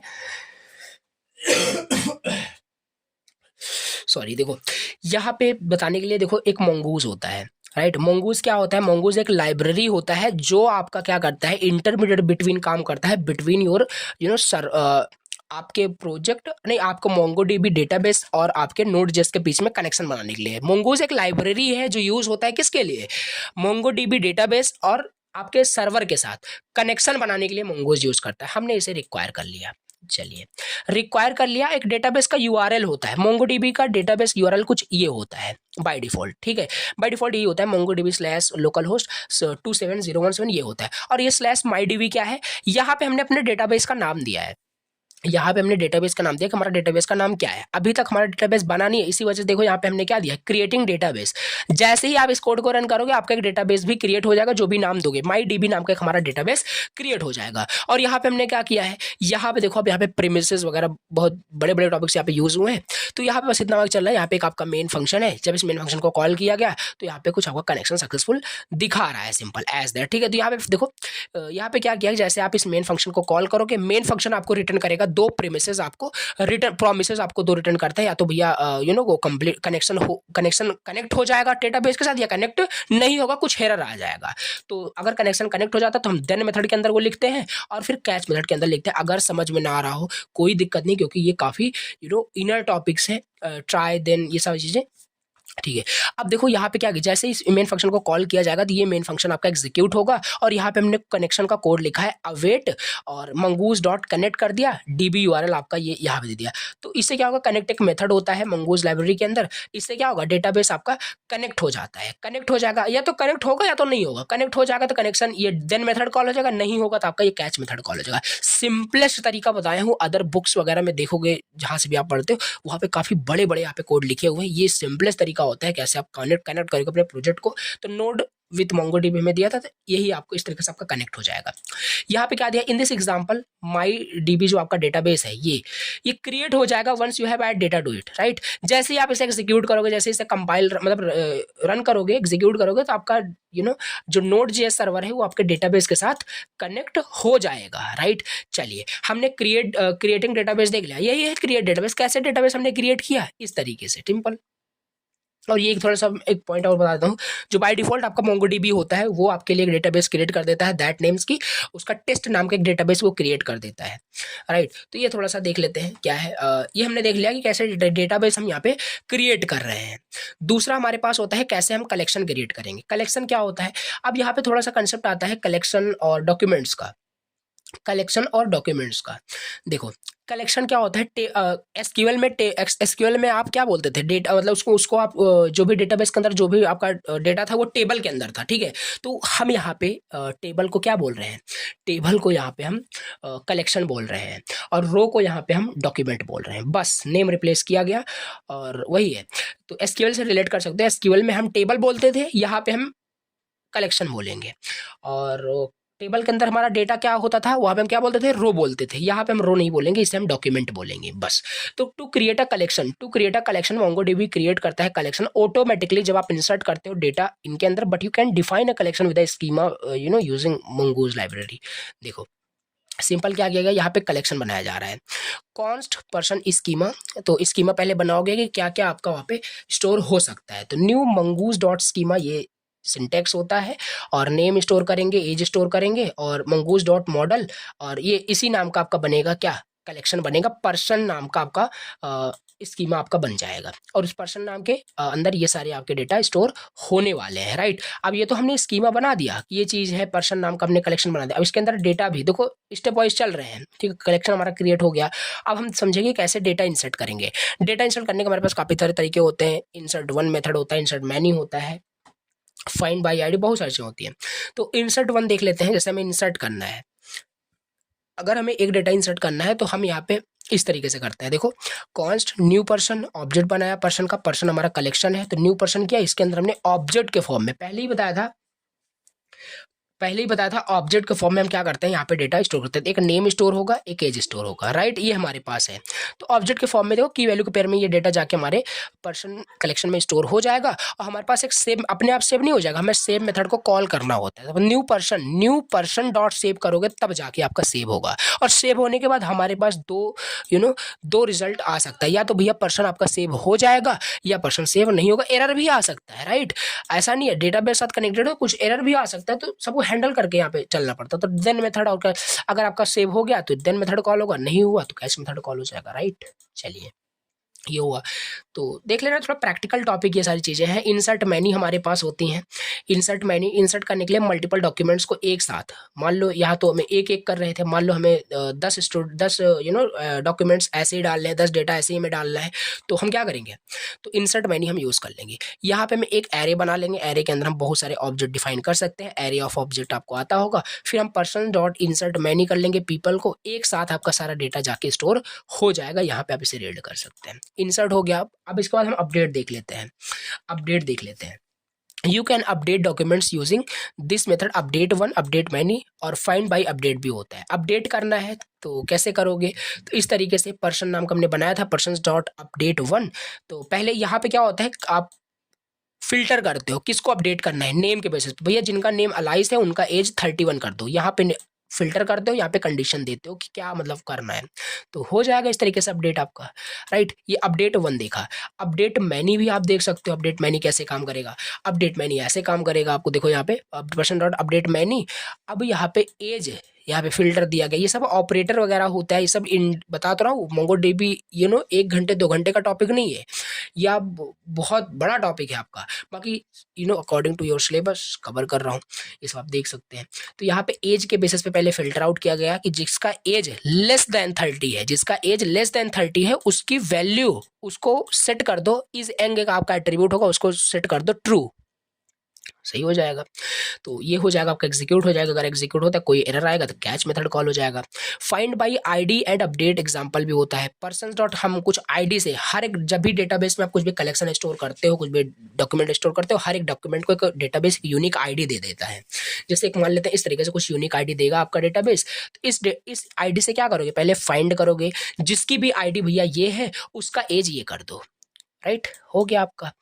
तो find by ID and update का। अब इस तरह से डिलीट ऑपरेशन देख लेते हैं। डिलीट ऑपरेशन कैसे काम होगा, you can delete documents using method delete one, delete many and find by ID and delete, ऐसे भी होता है। तो डिलीट भी वैसे सेम ही होगा, पर्सन डॉट डिलीट वन करोगे तो जिनका नेम अलाइस है उनका पूरा डॉक्यूमेंट डिलीट कर दिया जाएगा और डिलीट भी हो जाएगा। ओके फिर हमारे पास होता है डिलीट मैनी का। तो पर्सन डॉट डिलीट मैनी करोगे जिनका भैया एज क्या है, जिनका एज ग्रेटर देन 30 है, और हमारे कलेक्शन में बहुत सारे लोग ऐसे हो सकते हैं जिनका एज ग्रेटर देन 30 है, सबको डिलीट कर दूंगा। डिलीट मैनी इस तरीके से हमारा काम करेगा। इसके बाद हमारे पास है फाइंड बाई आईडी एग्जांपल। भैया फाइंड करो आईडी के साथ, इससे फाइंड कर लेना जिनकी आईडी ये है और फिर उनको आप डिलीट कर दो। ठीक, ये हो गया। एक्सप्लेनेशन में अगर हम शॉर्ट फॉर्म में देखें कैसे सब काम कर रहा है, इसे आप रीड कर लेना कि ये फिल्टर फिर अपडेट, तो ये देख लेना, वही सब बताया, वही लिखा हुआ है। अच्छा, तो ये हो गया, हमने ये देखा। देखो किसी भी पॉइंट पे, मान सकता हूँ किसी भी पॉइंट पे आपको ये नहीं समझ में आ रहा हो तो कोई दिक्कत नहीं, आप क्या गए हो, अब फिर प्रैक्टिकल फिर आपको ये समझना पड़ेगा, राइट। अब देखो वन शॉट में चाहता तो कवर कर सकता था प्रैक्टिकल, अब आप ही मतलब कि आप ही समझ सकते हैं कि कैसे वन शॉट में कैसे कवर किया सकता सारी चीज़ें, राइट। बाकी एग्जाम ओरिएंटेड आप समझ सकते हो कैसे काम कर रहा है, मैं आपको वैसे भी बता रहा हूँ, समझा रहा हूँ। तो ये हो गया किस तरीके से आपका क्रेडिट ऑपरेशन काम करता है। इसी में थोड़ा बहुत आपका दिया है क्वेरी आपका क्या होता है। ठीक है, क्वेरी का मतलब ये होता है कि आप मान लेते हैं डेटाबेस आपका है, उसमें आपको कुछ कलेक्शन फाइंड आउट करना है, किसी की डिटेल फाइंड आउट करनी है, निकालनी है, सर्च करनी है, तो आप एक क्वेरी लिखते हो। जैसे एसक्यूएल में क्वेरी नहीं लिखते थे, यहाँ पे भी क्वेरी आपका होता है, with the help of the find method से आप उसे सर्च करते हो, राइट। इस तरीके से कैसे कैसे फाइंड करोगे, मान लो आपको सारे डॉक्यूमेंट को फाइंड करना है तो आप ऐसे दोगे, पर्सन नाम का जो कलेक्शन है उसके अंदर डॉट फाइंड मेथड और इम्पटी ऑब्जेक्ट दोगे तो सारा डिटेल आपके पास निकल के आ जाएगा सारे पीपल का, राइट। फिर find documents with specific condition, कुछ कंडीशन के बेसिस पे आपको फाइंड करना है तो ऐसे दे दोगे। पर्सन डॉट फाइंड एज दे दोगे, जिनका एज, ये सब चाहो आप रीड आउट कर सकते हो, ये सब ऑपरेटर्स होते हैं इनके मोंगोडीबी डेटाबेस के अंदर। ग्रेटर देन 25, जिनका एज ग्रेटर देन 25 है भैया, उनको फाइंड करके रिजल्ट लाके दे देना, ठीक है, तो आपको मिल जाएगा रिजल्ट। ओके, फिर ऐसा सॉर्ट का भी हमारे पास होता है, जैसे वहाँ पे हम एसक्यूएल में पढ़ते थे ऑर्डर करने के लिए, ऑर्डर बाय पढ़ते थे, असेंडिंग डिसेंडिंग सॉर्टिंग के लिए, यहाँ पे भी हम डेटाबेस में सॉर्ट कर सकते हैं असेंडिंग और डिसेंडिंग ऑर्डर में शॉर्ट मेथड का यूज करके। Person dot find dot sort करोगे, एज 1 करोगे तो आपका इंक्रीजिंग ऑर्डर में, मतलब पॉजिटिव दोगे तो इंक्रीजिंग ऑर्डर में आपका पर्सन सॉर्ट हो जाएगा by age, right, ascending order में। अब डिसेंडिंग ऑर्डर में सॉर्ट करना है तो पर्सन डॉट फाइंड, मतलब यहाँ पे देखो दो आपका यहाँ पे चेनिंग हो रही है, राइट। पहले फाइंड करना, मतलब यहाँ पे मैं प्रिंट भी कर रहा हूँ, राइट, प्रिंट भी कर रहा हूँ, शॉर्ट भी कर रहा हूँ। Person dot find dot short ascending order में सॉर्ट कर दो, और पर्सन डॉट शॉर्ट मतलब person dot find dot short name -1, मतलब कि डिसेंडिंग ऑर्डर में यहाँ पे आपका सॉर्ट हो जाएगा, राइट। इस तरीके से देखो एज से सॉर्टिंग हो रही है। आई होप समझ में आया हो। और एक आपका इसी में आपका एक इंपॉर्टेंट टॉपिक थ्योरेटिकल अगर पूछा जा सकता है तो ऐसे पूछा जा सकता है, इंसर्ट 1 एंड इंसर्ट मैनी में दोनों में डिफरेंस क्या होता है। इंसर्ट 1 क्या करता है, सिंगल डॉक्यूमेंट कलेक्शन में ऐड करता है, ये मल्टीपल डॉक्यूमेंट्स कलेक्शन में ऐड करता है एक साथ। इनपुट 1 डॉक्यूमेंट ऑब्जेक्ट यहाँ पे इनपुट होता है, एक एरे ऑफ डॉक्यूमेंट आपको बताया है एग्जांपल में ही। तो यूज केस क्या है, जब हम when you need to add 1 record, ये मल्टीपल हमें रिकॉर्ड ऐड करना है तो करते हैं। एग्जांपल आप दे सकते हो, राइट, इस तरीके से। अच्छा, तो इफिशिएंट, ये लेस इफिशिएंट होता है मल्टीपल के लिए, एक साथ हम कर सकते हैं, बेटर हो जाता है। ये रिटर्न करता है एक error if the single document insert fail, error भी आपको दे देगा, तो यहाँ पे भी एरर आपको वही हैंडल हो जाता है कैच की हेल्प से। तो ये देखो किस तरीके से आपका ये हमने देखा कि इंसर्ट 1 इंसर्ट मैनी में डिफरेंस क्या है। तो इस तरीके से एक बार अब मैं आपको फिर से सिलेबस दिखाऊँ तो हो गया आपका पूरा सिलेबस यूनिट 4 फिनिश, राइट। हमने पूरा सिलेबस यहाँ पे कवर किया है, एग्जाम ओरिएंटेड है, एग्जाम पॉइंट ऑफ व्यू को देखते हुए सारे टॉपिक से मैंने कवर आउट किए हैं। अगर किसी भी पॉइंट पे आपको ये सारे मतलब छोटे छोटे टॉपिक अगर आपको नहीं समझ में आ रहे हैं तो प्रैक्टिकल फिर वो आपको समझ में आएगा, क्योंकि प्रैक्टिकल ही आपका टॉपिक है। बाकी थ्योरेटिकल बहुत ही मतलब इन डेप्थ में आपको सारी चीज़ें बताया हूँ। चलिए ठीक है, थैंक यू सो मच। और पांचों यूनिट इस तरीके से हमने चैनल पे कर लिया कंप्लीट, ठीक है। Unit 1, unit 2, unit 3, unit 4, unit 5, पांचों यूनिट डिस्क्रिप्शन बॉक्स में प्लेलिस्ट का लिंक दिया हूँ, अभी तक कंप्लीट नहीं किया तो जाके आप कंप्लीट कर सकते हो। और हाँ, एक वीडियो एटलीस्ट और आने वाली है जिसमें मैं सारे प्रोग्राम लाइव करूंगा आपके साथ, और आप भी करोगे, राइट, साथ में करेंगे, और वहाँ पे आपका प्रोग्राम भी अच्छा खासा तैयार हो जाएगा। अब ऐसा नहीं होगा कि वो प्रोग्राम ऐसा कुछ होगा कि कोई प्रोग्राम एग्जाम में आने वाले, नहीं, प्रैक्टिस के लिए, राइट, प्रैक्टिस हो जाएगा प्रोग्राम का तो कॉन्फिडेंस बूस्ट होगा, तो अच्छे से हम कर पाएंगे। चलिए नेक्स्ट लेक्चर के साथ देखेंगे, मिलते हैं नेक्स्ट वीडियो के साथ। Thank you so much for watching the lecture. Channel पे फर्स्ट टाइम विजिट तो सब्सक्राइब करना। I will see you in the next video. Thank you.